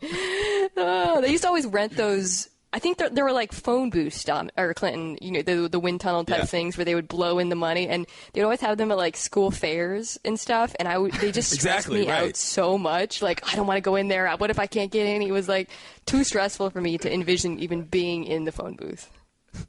You're listening to the Dan Le Batard Show. It's Stugotz on ESPN Radio and the ESPN app. Clinton Yates, Mina Kimes, Dominic Foxworth. We are the Morning Roast, filling in here. I think Sloane Stephens is great. I mean, I don't know how much more you could ask for if you're, tennis in terms of an American star that is built, for the media. She knows what she's doing. She's got the it factor. Right. And with Serena being gone, obviously she fills in, and she's obviously not who she is. But you've got to be happy about the future of tennis at this point, Dominique. It's all relative, though. Like, if she was coming out of nowhere and no one had cared about tennis, that's one thing. But whether she likes it or not, she's going to be compared to Venus and Serena, Serena specifically, and not only because she's really good, but she's a black woman. Like, there's no – she's not that good. And she doesn't have a powerful serve like well, okay, but hold on. That's not fair to compare all black women. She's the greatest tennis player of all time. Like, you got to eliminate her from the discussion. The blackness of it, I don't think necessarily matters. I think that I throw that out there because it's another similarity that they have. But it's not like we have gone through a drought of bad women's tennis. Right. Like, we've been enjoying Serena's dominance for quite some time. So no matter how good she gets, it's not going to be as good as Serena. Go ahead, Mina. That's what I was going to say. I mean, that's the absence of Serena. It's good in some ways because it lets other people shine, right, and get that experience and get to that level. But when you're watching it, you just can't help but think, but Serena would smoke her. I don't know. That's just always, I know it's not fair, but that's just the way it is. It's always in the back of mind when you watch these women play in her absence, I feel. Last year, Sloane Stephens sat out the U.S. Open after a stress fracture, easy for me to say, in her left foot.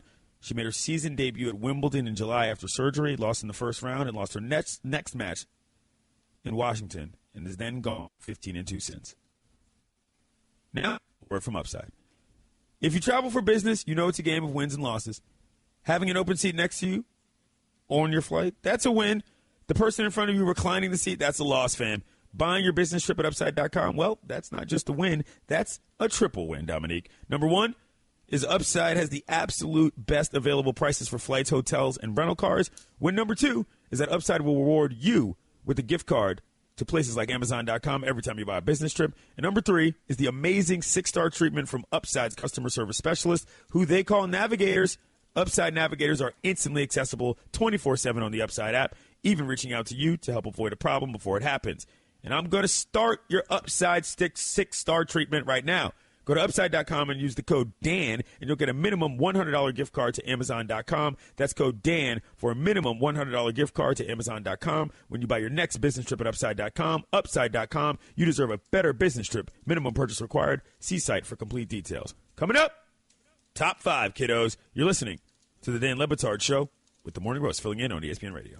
You can listen to the Dan Le Batard Show with the Stugotz 10 to 1 Eastern on ESPN Radio, and you can watch on ESPNU. Feel it. You know that part, Dominique? Of course. The Dan Le Batard Show with Stugotz on ESPN Radio and the ESPN app is presented by Progressive Insurance.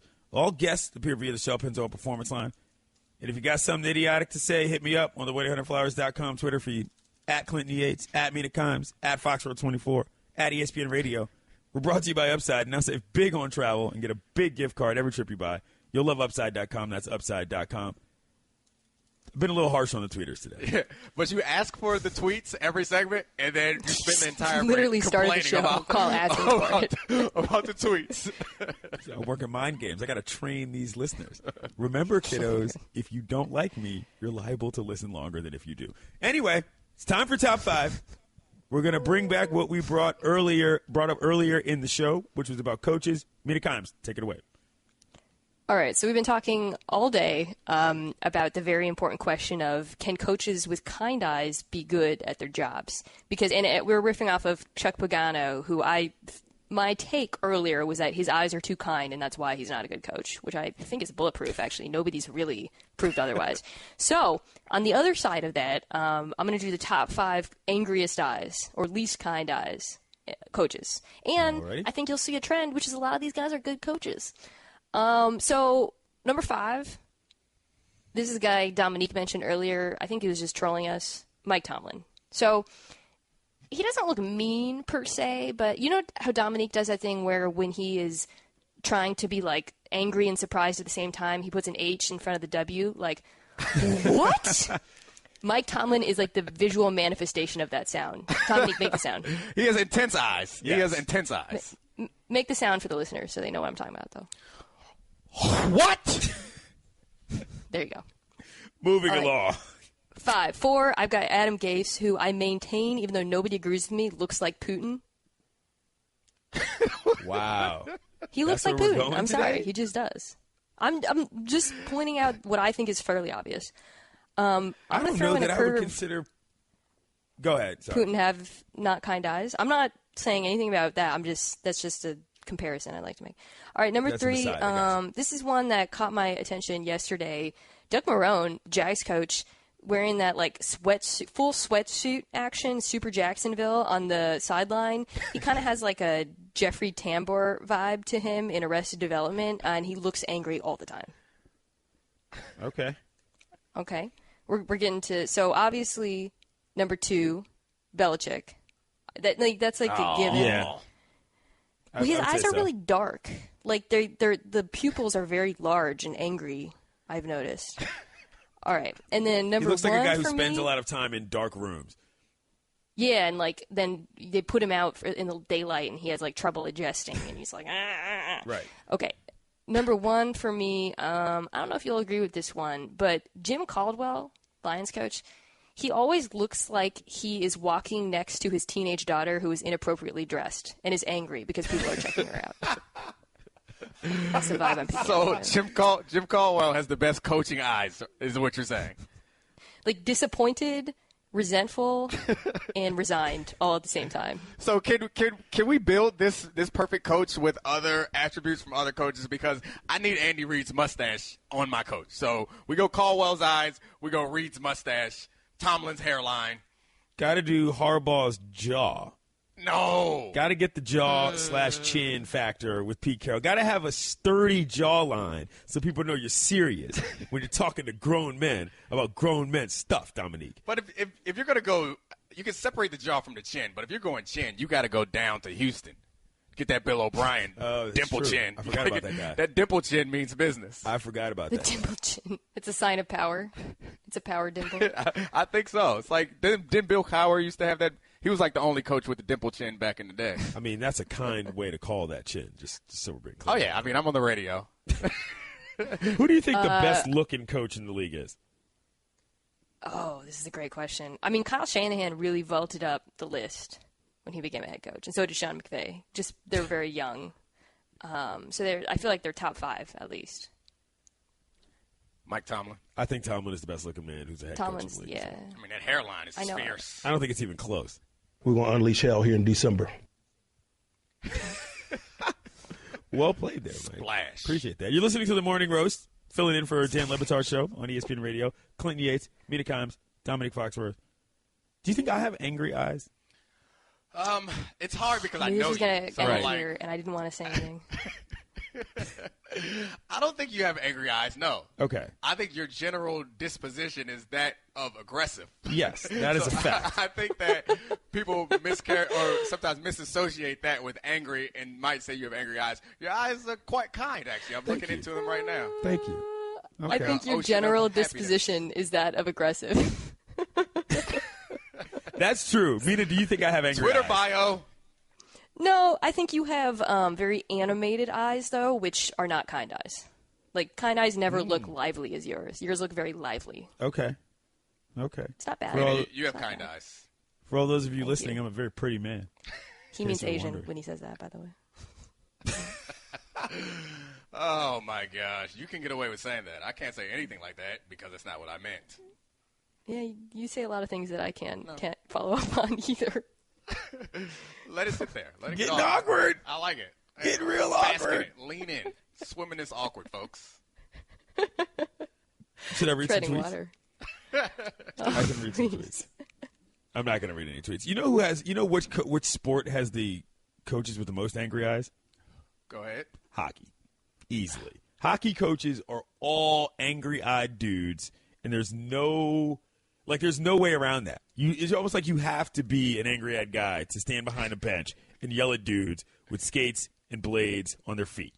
It's a requirement for the sport, Dominique. Yeah, I mean, hockey also like fighting is part of the game. Like I feel like it's a different sport, even as aggressive as football is. There's something different when everyone's like, oh yeah, it's just another fight, no big deal, no suspensions, no fines, we just fight, moving on along. Somebody just put a picture of Adam Gase next to Putin's face, by the way, in my mentions, and I gasped because it was so accurate. Retweet it. Have we ever seen them in the same place at the same time? Most importantly, do we need to jump into a morning roast investigation? Coming up, going to talk about Monday Night Football. You're listening to the Dan Le Batard Show. You can listen to the Dan Le Batard Show with the Stugotz 10 to 1 Eastern on ESPN Radio, and you can watch on ESPNU. Zebra steel pins are forged from grit. Like crafted swords from ages past, a Zebra steel pin feels good the second you pick it up. As you battle your way through the day, sitting at a desk or playing in the dirt, arm yourself with a tough Zebra steel pin. It's as reliable as a sunrise. Because after all, a day without sunshine is like night. Pick up your Zebra steel pins at Office Depot, Office Max, and other fine retailers. Now you've found Zen in your pin, and it's tough as steel. Daddy, where do babies come from? Well, honey? Mommy went to the store. Oh, well, you see, there's a mommy and a daddy, right? Right. And see, when they call Geico, they could save a bunch of money on car insurance. Oh, really? And that makes them happy? Yes, that makes them very happy. That's good. Yeah. Well, I'm glad we could have this talk, Sunshine. Geico, because saving 15% or more on car insurance is always a great answer. You're listening to Love Advice with Leanne. Caller, you're on the air. Hi, Leanne. Longtime listener, first-time caller. Why, in your professional opinion, do you never take my calls off the air? Is this Carl? Yep, it's Carl. I mean, we had a few dates. Everything was great. I thought, Well, when you switch to Geico, you could save a lot of money on car insurance. Okay, awesome. You should call them. I will. Geico, because saving 15% or more on car insurance is always a great answer. Stugotz here for Blue Apron. I love Blue Apron because they make the cooking experience easy, fun, and affordable. Blue Apron is the #1 fresh ingredient and recipe delivery service in the country. To give you an example of one of their featured upcoming meals, garlic butter shrimp and corn with green bean salad and roasted purple tomatoes. Absolutely delicious. For less than $10 per person per meal, Blue Apron delivers seasonal recipes along with pre-portioned ingredients to make delicious home-cooked meals. Choose from a variety of new recipes each week, or let Blue Apron's culinary team surprise you. Recipes are not repeated within a year, so you'll never get bored. Customize your recipes each week based on your preferences. Blue Apron has several delivery options, so you can choose what fits your needs. And there's no weekly commitment, so you only get deliveries when you want them. It's that simple. Each meal comes with step-by-step, easy-to-follow recipe card and pre-portioned ingredients and can be prepared in 40 minutes or less. Guys, listen, it's simple. If I could do it, you could do it. I mean, I am awful in the kitchen, and I have used Blue Apron. If I could do this, you could do it. Just follow the easy step-by-step instructions. Blue Apron's freshness guarantee promises that every ingredient in your delivery arrives ready to cook, or they'll make it right. Check out this week's menu and get your first 3 meals free with free shipping by going to blueapron.com/Stugotz. That's STUGOTZ. You'll love how good it feels and tastes to create incredible home-cooked meals with Blue Apron. So don't wait. That's blueapron.com/Stugotz. Blue Apron, a better way to cook. America, it's time for some straight talk. You love your phone. Look at you. You hardly put it down. But you don't love that expensive wireless plan, do you? So what if I told you can keep that phone network and number 2 for a lot less? Well, this is me telling you. It's time to switch to straight talk, guys. Bring your own phone and get unlimited plans starting at just $45 a month on America's largest, most dependable 4G LTE networks. Straight Talk Wireless. Only at Walmart. Savings may vary. Please refer always to the latest terms and conditions of service at straighttalk.com. You can listen to the Dan Le Batard Show with the Stugotz 10 to 1 Eastern on ESPN Radio, and you can watch on ESPNU. It's the Dan Le Batard Show with Stugotz on ESPN Radio and the ESPN app. We're presented by Progressive Insurance, and all guests appear on the Shell Pennzoil Performance Line. Tweet us on the 100flowers.com Twitter feed, at ESPN Radio, at Clinton Yates, at Mina Kimes, at Foxworth24. The tweets are improving, Dominique. Ooh. Somebody actually got a smart and funny one off. Yes. I RT'd it, so you can check that out. We're brought to you by Select Quote. Free personalized quotes in just 10 minutes. Call 1-800-533-4499 or go to selectquote.com. And now, your SportsCenter update. The NFL returned to Sundays yesterday. The Eagles broke a 5-game losing streak to the Skins, winning 30-17. Carson Wentz had over 300 yards passing in the win. And a Monday Night Football doubleheader ends week 1 of the NFL. The Saints travel to Minnesota in the first game, and the Broncos host the Chargers in the nightcap. Coverage starts on Monday Night Countdown at 5 p.m. Eastern on ESPN. Lastly, breaking news. Mina's dog Lenny has an intense gaze that can be mistaken for creepy. For all the latest headlines and information, tune in to SportsCenter on ESPN Radio all throughout the day. Mina, do you have any replies to that last piece of important information? I wouldn't use the word creepy, personally. I think that's a little bit unfair, but they're not kind. They're not gentle. They're very animated. As I'm describing it now, I realize they are kind of like Uris Clinton, what I was trying to say earlier. Oh, like, great. Wow. They're just lively and intense, and you sense there's a lot going on behind them, and there's like deep reservoirs of feeling at all times. Wow. Lenny's scarred, though. Lenny's adopted, and he's been through some things. Oh, so yeah. his eyes have seen We don't rivers. know. So Yeah, we don't know what Lenny's been through. Well, oh, man, I called him Lenny. I forgot that his name is Yes, Linus. Victory. Yes, you called him by the right name. Yes. His name is Linus. You know it, and I know it. Stop it. It's not. We brought it up if it was, during you would have said it. the SportsCenter update. Philly played Washington in D.C., home opener for the Skins. Skins couldn't do anything right. Offense couldn't hold on to the ball. Defense couldn't hold on to the ball. Quarterback couldn't hold on to the ball. Special teams couldn't hold on to the ball. And they promptly got smashed. I don't know who all you Skins fans are out here jumping in my mentions. This team is hot. Carpaccio, kiddos. They stink. If they win 5 games, I'll be shocked. All right? For those of you who don't know, Clayton is a Washington native and a lifelong fan of the Washington football team. Correct. So I guess that gives him the ability or the right to bash this team mercilessly. I mean, Mina, I don't know. I mean, am I missing something? At no point in that game did I think the Skins had a chance to win. It's interesting. I mean, it was really close, right? And it's funny. I've said this all offseason. I look at all 4 of these teams, and none of them – I don't think any of them are Carpaccio. Like, I think the Skins are an above-average – maybe average to above average team, but I don't think any of them are excellent. I certainly didn't feel that way after Sunday Night Football either.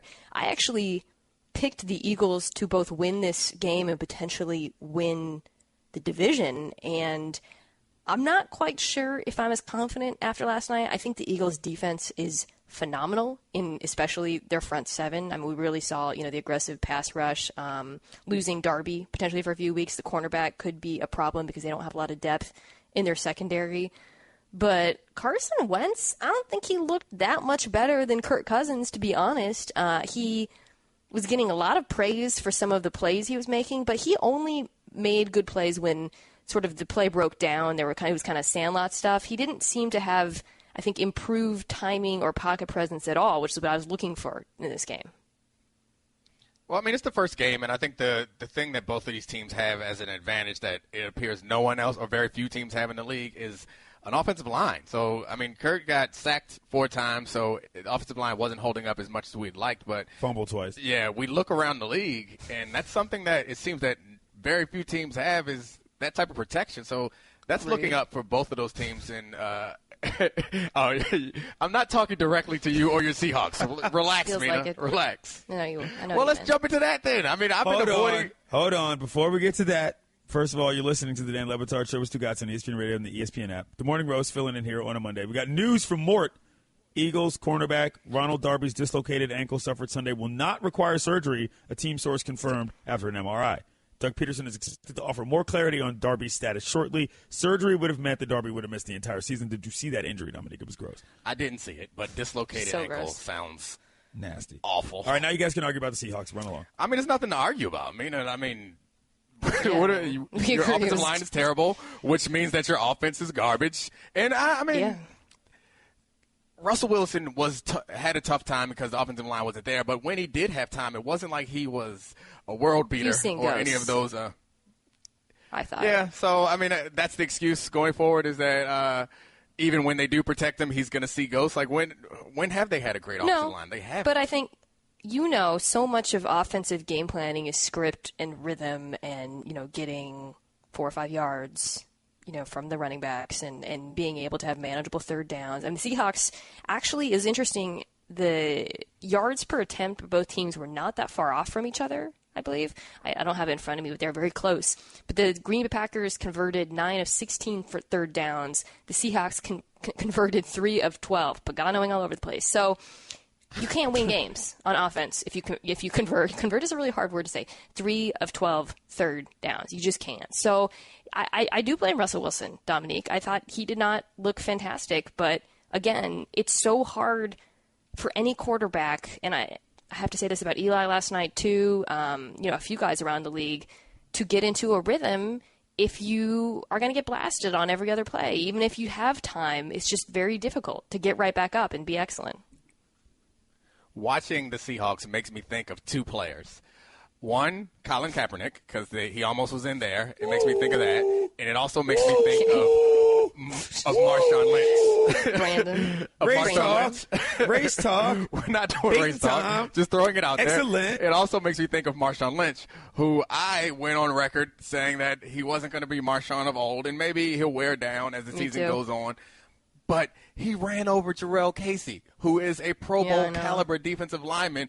And what do you have, like 70-something rushing yards, something like that? Like, he looked good. Really the way he got good. It, though, Maybe it's just week one, but I am currently standing corrected that apparently Marshawn is ageless and taking a year off only made him better. Hey, Dominique, quick question.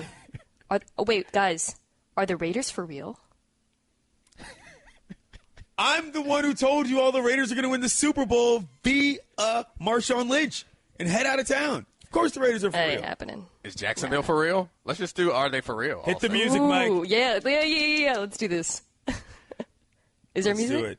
Mina, is Jacksonville for real? Their defense is for real, Dominique. I mean, all that talent, finally, it's paying off. This defense has been good on paper for a while, not so much in reality. But yet last night, they looked good. They looked for real. They looked promising. And if Blake Bortles does not throw away games, if he just manages them like he did yesterday with the help of Fournette, this team could make some noise. I'm with you. Calais Campbell up front. And them boys. Calais and them boys get pressure. 10 sacks. Calais had 4 in the game. Your defense is definitely for real. You have to harken back to the Ravens, their Super Bowl team, to think of a team that could jump on the back of a subpar quarterback. Yes. The 05 Yes. Ravens. We're looking at this level of defense. Oh, yeah. Let's compare them to the Ravens. The legendary Ravens. Quick defense. question, Let's Mina do it. Kimes. Are the Rams the best team in California? Go. Oh, man. I don't know. I mean, I did pick the Chargers. We should probably talk about this game, by the way, at some point. I did pick the Chargers. Don't get out of character. Denver. Oh, sorry. Okay, character, right. Okay. Clinton. The Rams are not for real. Yeah. They faced heavily diminished competition last night. Anyone could have beaten those Colts. My grandma could have beaten those Colts. I do not have any confidence in this Rams team playing up to that level over the course of the season. They are not for real. But you have to appreciate the improvement that they had from Goff. He went for over 300 yards after having an abysmal season last year. You have to respect the new coach and what they're doing now. And yes, they may not be ready for the Super Bowl, but they're a much improved team. And the Colts, they're sliding all types of garbage down the pole. And I will add to this with a very strong statement about something completely unimportant, which is that their uniforms look tremendous. The white on blue is a good look. It's a harkening back to the days of the fearsome foursome, and I enjoyed that very much. Uni talk. True. Fair and true. That's all I got. There are 2 football games tonight, though, Dominique Foxworth. Adrian Peterson returns to Minnesota with the Saints. You interested in that? Yeah, definitely interested in that. I mean, I think Adrian's one of those guys that you don't want to bet against, especially what we just saw happen with Marshawn. I was one, again, who was gone on record saying not to expect much from Adrian Peterson. But maybe week 1 is the time when these older backs that we all thought might have been past their prime, they're still fresh. Maybe they can put up big numbers. So, Adrian, it could be fun to watch him tonight in the Monday night game, especially being back against his former team. Mina? I picked the Vikings to win this one. By the way, if you haven't seen, I was recently added to the ESPN Expert Picks page, currently 8-5, doing pretty well for myself.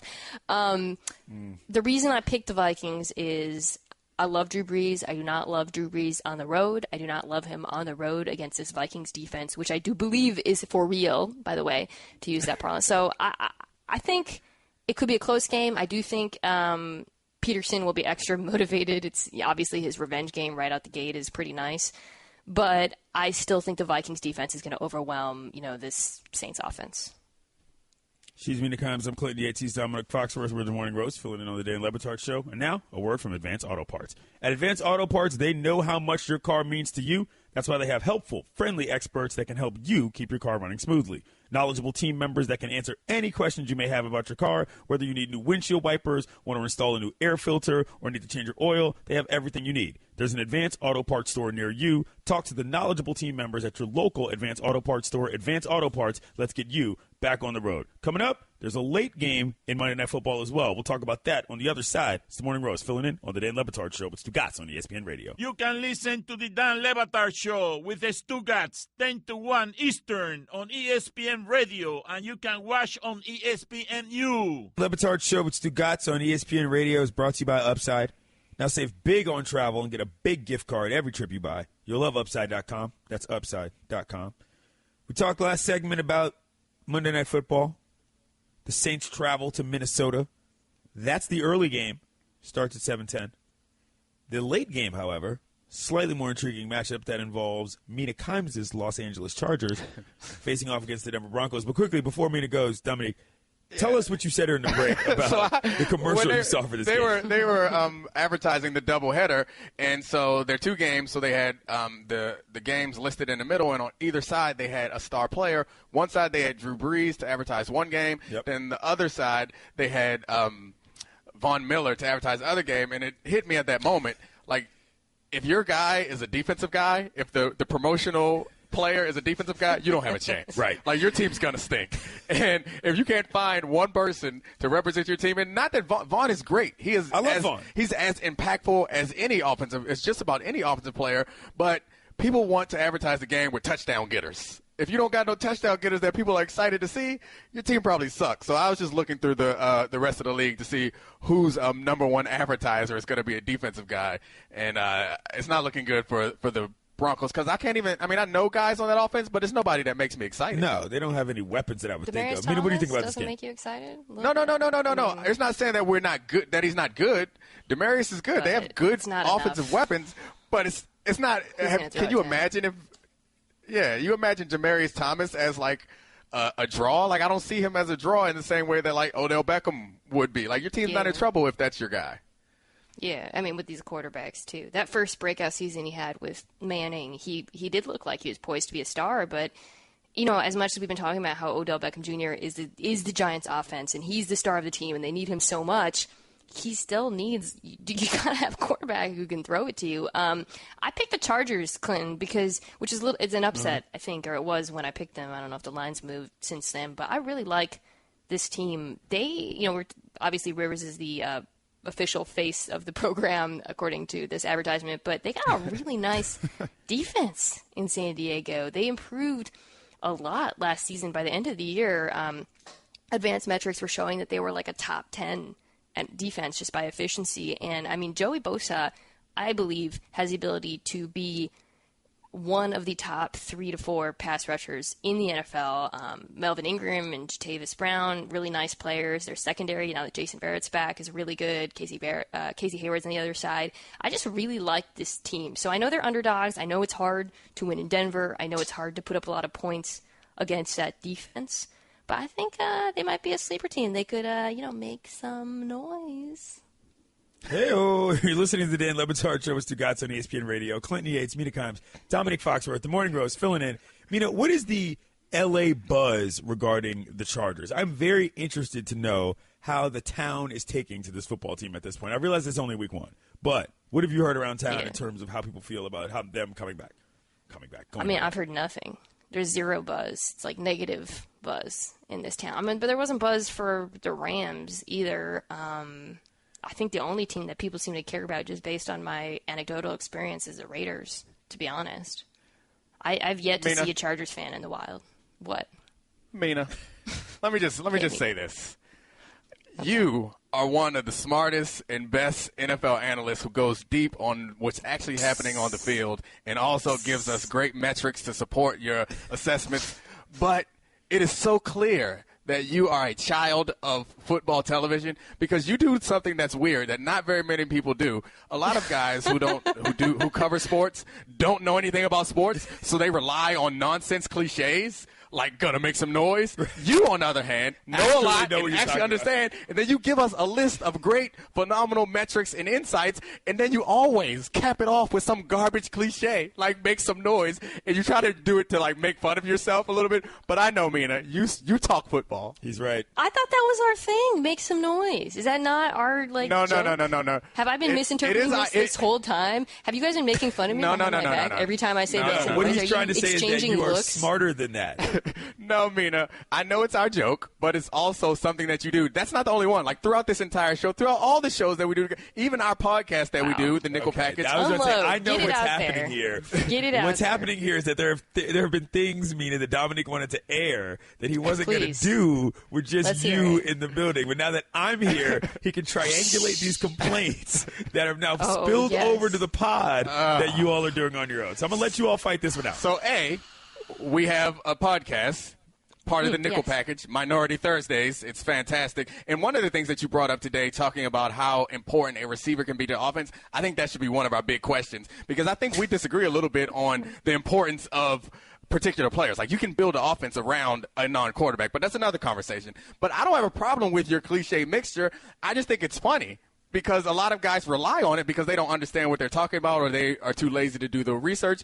But you combine the two. I enjoy it. I appreciate it. It makes you more approachable. If you just hit them with all those numbers, people might be scared away. Then at the end, you sum it all up with some, they like to put their hand in the dirt. It's like if you wrote like a 300-page dissertation, and at the end you just put like some nonsense, like the end. It's completely unnecessary, but the thing is, let me sum it all up with if you grow up watching a lot of football, like, catchphrases just seep into your brain like little worms. Like, cliches are just part of my vocabulary, and you can't really expunge them. Like, they're especially football catchphrases, right? Like, you can't help but say them sometimes. During the game yesterday, I think I heard Tiki Barber call something a decisive decision. And I was like, God, that is the best piece of non-word wording I've ever heard in my life. You're listening to the Dan Le Batard Show with Stugotz on ESPN Radio. Clinton Yates, Mina Kimes, Dominic Foxworth fill in. By the by, the nickel package can be found at Apple Podcasts and ESPN.com's Pod Center. How's that going for y'all, by the way? I mean, it's great. Minority Thursdays. So it's every day of the week we have a the nickel package. That's why it's called a nickel package. 5 days a week, there's a new show. It's hosted. I get it now. It's okay. host each show. That's what that's about. Yeah, each show is hosted by a different person. All the hosts are white males except for Mina and I, and we share Minority Thursdays. And we, as wouldn't Token Thursdays be a better way to? We like Minority Thursdays better because it dovetails with something that my dad taught me growing up, is that you have to be twice as good. So yes, we are twice as good as the rest of the shows. Let that be known. You can tell them. I tell them myself. So yeah, tune in. I don't know if I'd download say it, twice. listen to it. I'd say like maybe 180%, 170. Okay. Yeah, we have some room to grow. Yeah, if you combine all the other 4 days, we are about 180% better. Okay. Not 200. Not yet. Mina, which do you think of these games tonight is the better of the two games? I think, they're both have the potential to be pretty good games. I mean, the AP angle, the revenge. I love a good revenge game. I love an obscure revenge game, like a kicker revenge game is my favorite thing. AP, but this is pretty fraught. I think that's going to be pretty nice. It's going to be fun to hear the announcers mention it 300 times. By the 301st time, I'm going to get a little tired of it. But I'm going to go with, I'm excited about the Chargers, but I think the Saints and the Vikings is probably the better game. It's just because the Broncos' offense is such poo that I'm not really excited to watch them. So I'm going to go with the Saints and the Vikings as the better game. Yeah, I'm going to go the other way. I played in Denver. I love that place, so I enjoy watching those teams play.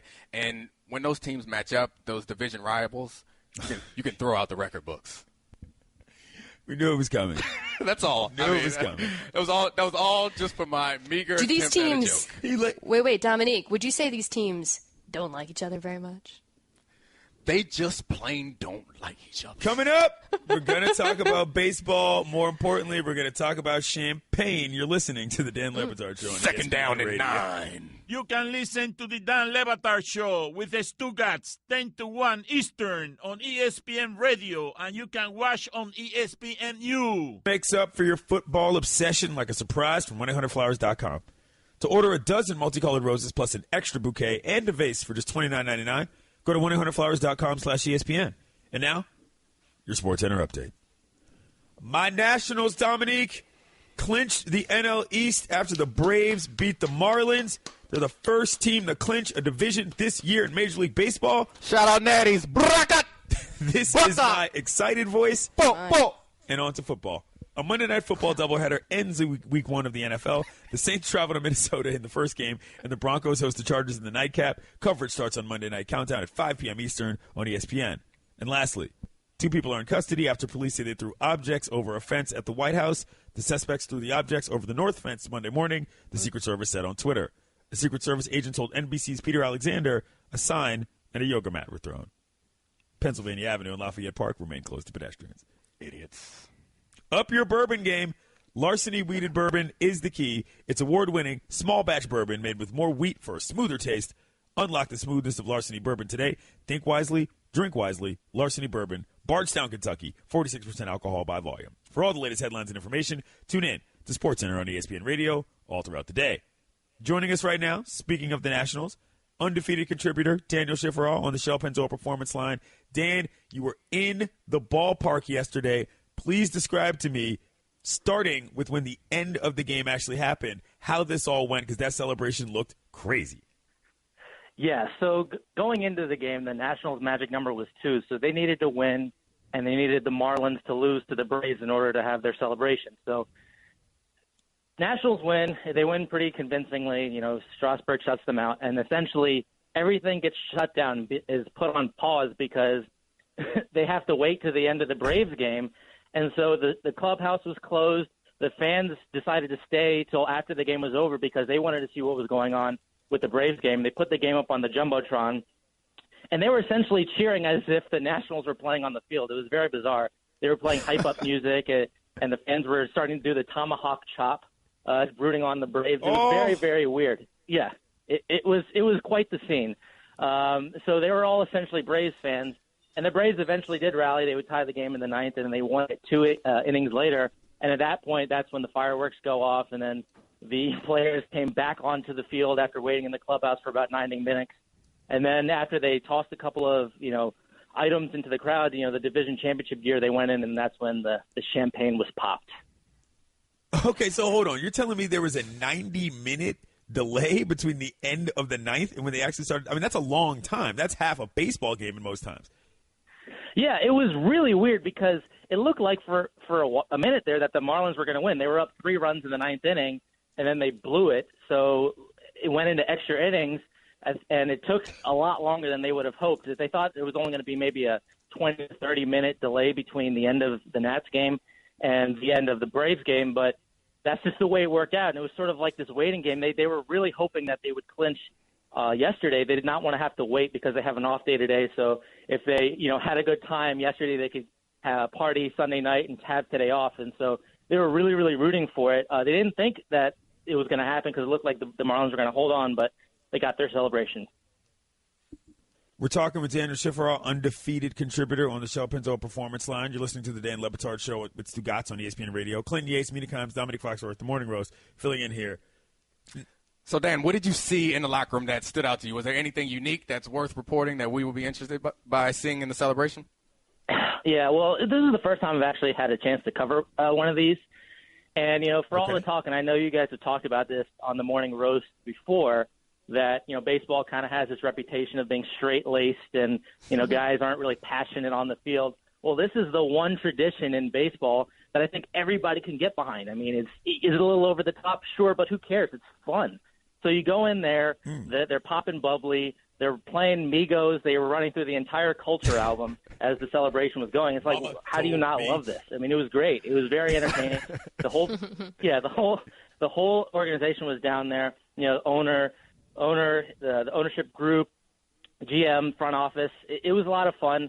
Just kind of, from a reporter standpoint, you alternate between doing your job and getting quotes and then getting sprayed in the face with champagne. So it was bizarre. I had my windbreaker on. I had to put the hoodie up and make sure I was protecting myself. But it was pretty interesting.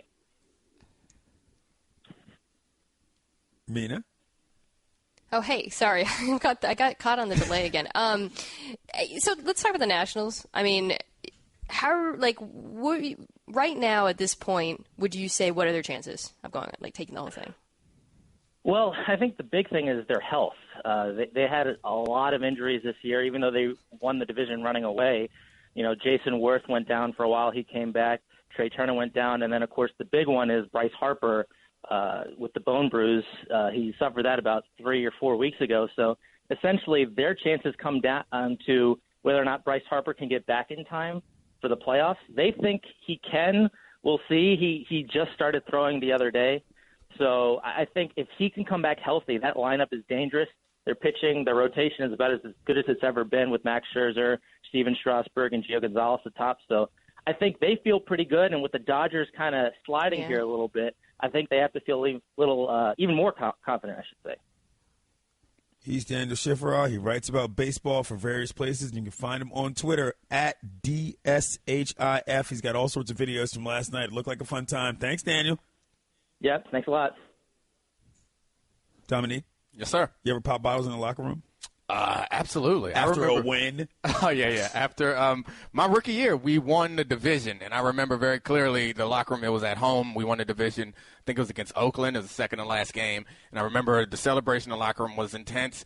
And John Lynch came up to me and said, enjoy this because it doesn't happen often. Right. And he's like a veteran guy who had won a Super Bowl elsewhere. And I took it very seriously. But it's also like you can't actually feel that way in your rookie year because you're like, this is football. This is what it's about. Right. Never won another division title for the rest of my career. It's like, and he was right. Wow. I thought you were going to say John Lynch came up to you and said, enjoy this because we're not winning the Super Bowl. We actually won the next game. We had another game down in San Diego. We won that game, and then we went to Vegas to celebrate. A few of the DBs, a lot of fun, and similar to the Odell Beckham situation where they went down to have. ODB situation went down to have a celebration in Miami. You can't even say it. It doesn't even roll off your tongue, by the way. Oh, no, it works. It works. As someone tweeted to us, it's just like calling LeBron James LBJ. Thank you. It works. But anyway, so unlike the Giants who went on to lose, we came back and beat the Patriots in the first we had a bye, so in the second round of playoffs we beat the Patriots, then we lost to the Steelers in the conference championship. They went on to beat the Seahawks in the Super Bowl. Mina, are you a pour the beer on top of your own head or spray it on somebody else, a celebration person? What do you think? You're somebody else here. You're somebody else. Yes, of course I'm somebody else. I would absolutely hate having beer poured on top of my head. Even listening to that story about being the locker room guy, which I've never had that experience as a reporter, would give me hives. Ugh. Your boy Yates is definitely a champagne on my own dome guy. And I've done that before, and I never won jack. Now, a word from DraftKings. Week 1 is in the books, but it's not too late to get closer to the game you love with DraftKings 1 Week Fantasy Football. This Sunday, DraftKings is hosting a $100,000 pick'em contest that's totally free to enter. Pick'em is the newest way to play 1 Week Fantasy Football, y'all. Drafting your team is faster than ever. DraftKings has organized players into 8 tiers. All you have to do is select one player from each tier, choose between public contests with big cash prizes or private contests where you can compete against a group of your friends. DraftKings also has beginner and casual contests where you'll play against people of similar skill level. The best part is you get to draft a new team each week with no commitment. So get to DraftKings.com now and use promo code HUDDLE to play in DraftKings' free contest with a $100,000 total prize this Sunday. That's promo code HUDDLE to compete for your share of $100,000 in total prizes. The contest is totally free to enter. Why wouldn't you try? DraftKings, the game inside the game. Eligibility restrictions apply. See DraftKings.com for details. Coming up, we're going to talk about what we learned today. It's the Dan Le Batard Show with the Morning Roast filling in on a Monday. You can listen to the Dan Le Batard Show with the Stugotz 10 to 1 Eastern on ESPN Radio, and you can watch on ESPNU. Le Batard Show with Stugotz on ESPN Radio and the ESPN app is presented by Progressive Insurance. All guests appear on the Shell Pinto Performance Line. You want to tweet us? Do so on the 100flowers.com Twitter feed, at ESPN Radio, at Clinton Yates, at Mina Kimes, at Foxworth24. Quick update from Oklahoma quarterback Baker Mayfield. You might remember that he planted a flag in the middle of Ohio State's O after they put a whooping on the Buckeyes, a move that one Clinton Yates loved, but here's what he said. Quote, "It was an emotional game. I told you guys last week. I knew that it was going to have a lot of implication on the playoffs. It was an emotional game. It did not mean for it to be disrespectful to any Ohio State people at all, especially the team or the players, because they're a great team and a great program." Yes, you did. I didn't mean it to be disrespectful at all. We do the flag thing at OU, Texas. I got caught up in an emotional win. Yeah, it should have been something I did in the locker room, so I apologize for doing it in the middle of the field. It's not a big deal, obviously, but you meant it to be disrespectful. As someone who played college sports before, like, you do things like that. After you beat a team, you go bounce in the middle of the field. Like, you mean it to be disrespectful, and I think James Franklin, he recruited me to go to Maryland. He's now the head coach at Penn State. Hugely disrespectful to Pitt afterwards, and I loved it. After they beat Pitt, he said, yeah, it's kind of like beating Akron. Right. And I shot my man a text with the black fist emoji. Like, thanks for keeping it real. We have the sound. Let's hear it. Baker Mayfield.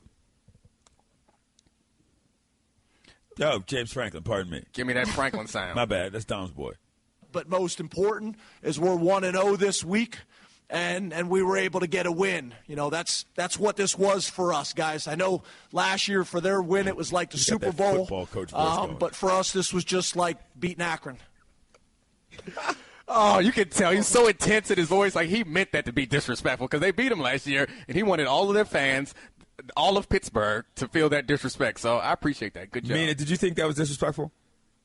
Absolutely. He was like, you could tell it was one of those things where he knew he was going to say it at the beginning and like planned his way, the sentence like leading up to it, and landed the dismount, and he probably smiled a little to himself afterwards when he walked off the stage. And I love disrespect, so I am 100% here for that. Right. That is the Who doesn't like disrespect? That is the part of the modus operandi of this program. But again, I said it once, I'll say it before. When you're in a place named Columbus, disrespectful flag planting is actually literally the name of the game. Anyway, what did we learn today? Dominic Foxworth, you're going first. I learned that we got a resilient team here, the three of us, because we started this show in a bad place with Clinton and I racing up the stairs in my house, carrying a bunch of stuff, plugging it in. We got a bad delay on Mina's side, and we started with a pretty rough first segment. Yeah, but we came back. We were resilient. We kept pounding. We kept rowing. Football metaphor. Need a football metaphor for it, Dominique. The play broke down. The play broke down you early. You fought through the hardship. We didn't even get out of the huddle right. Listen.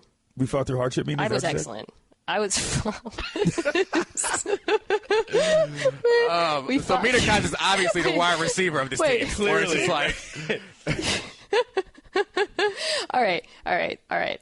We learned what a Pagano is, what it means to Pagano. It basically is what I do all day long, every day, is I Pagano all over myself.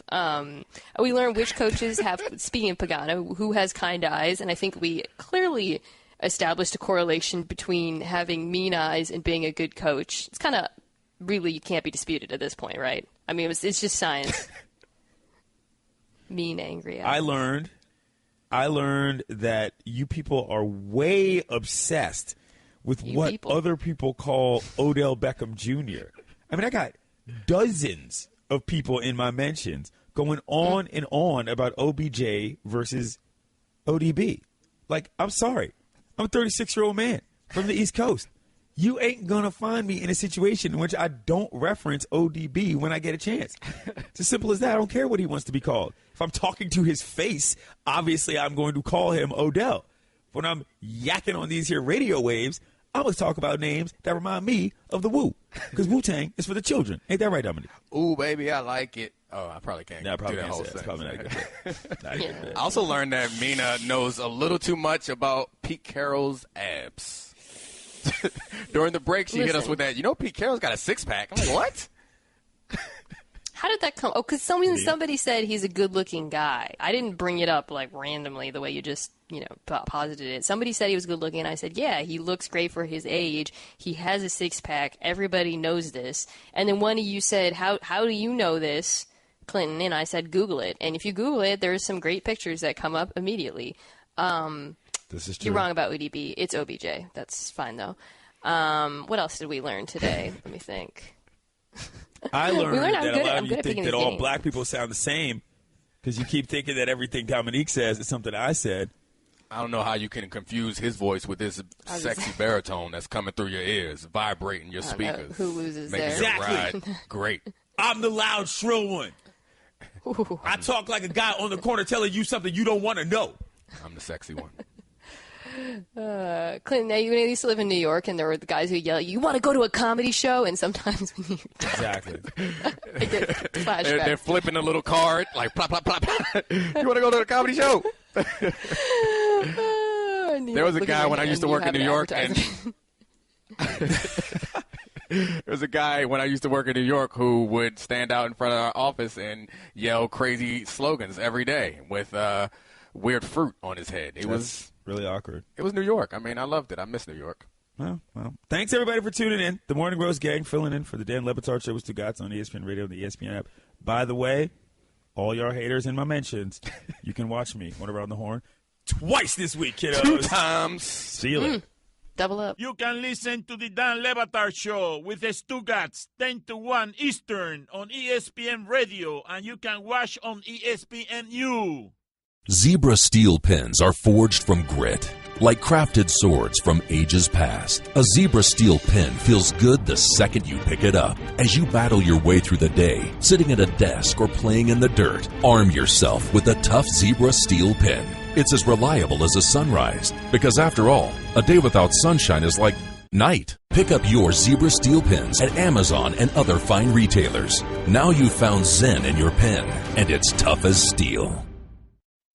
Okay, Kevin, for the grand prize of $1 million. What color is the White House? I know this. 5 seconds. Oh, switching to Geico could save you a bunch of money on car insurance? Okay. Judges? That's true, Kevin. They'll allow it. Congratulations. You're a winner. Woo! Geico, because saving 15% or more on car insurance is always a great answer. Daddy, where do babies come from? Honey?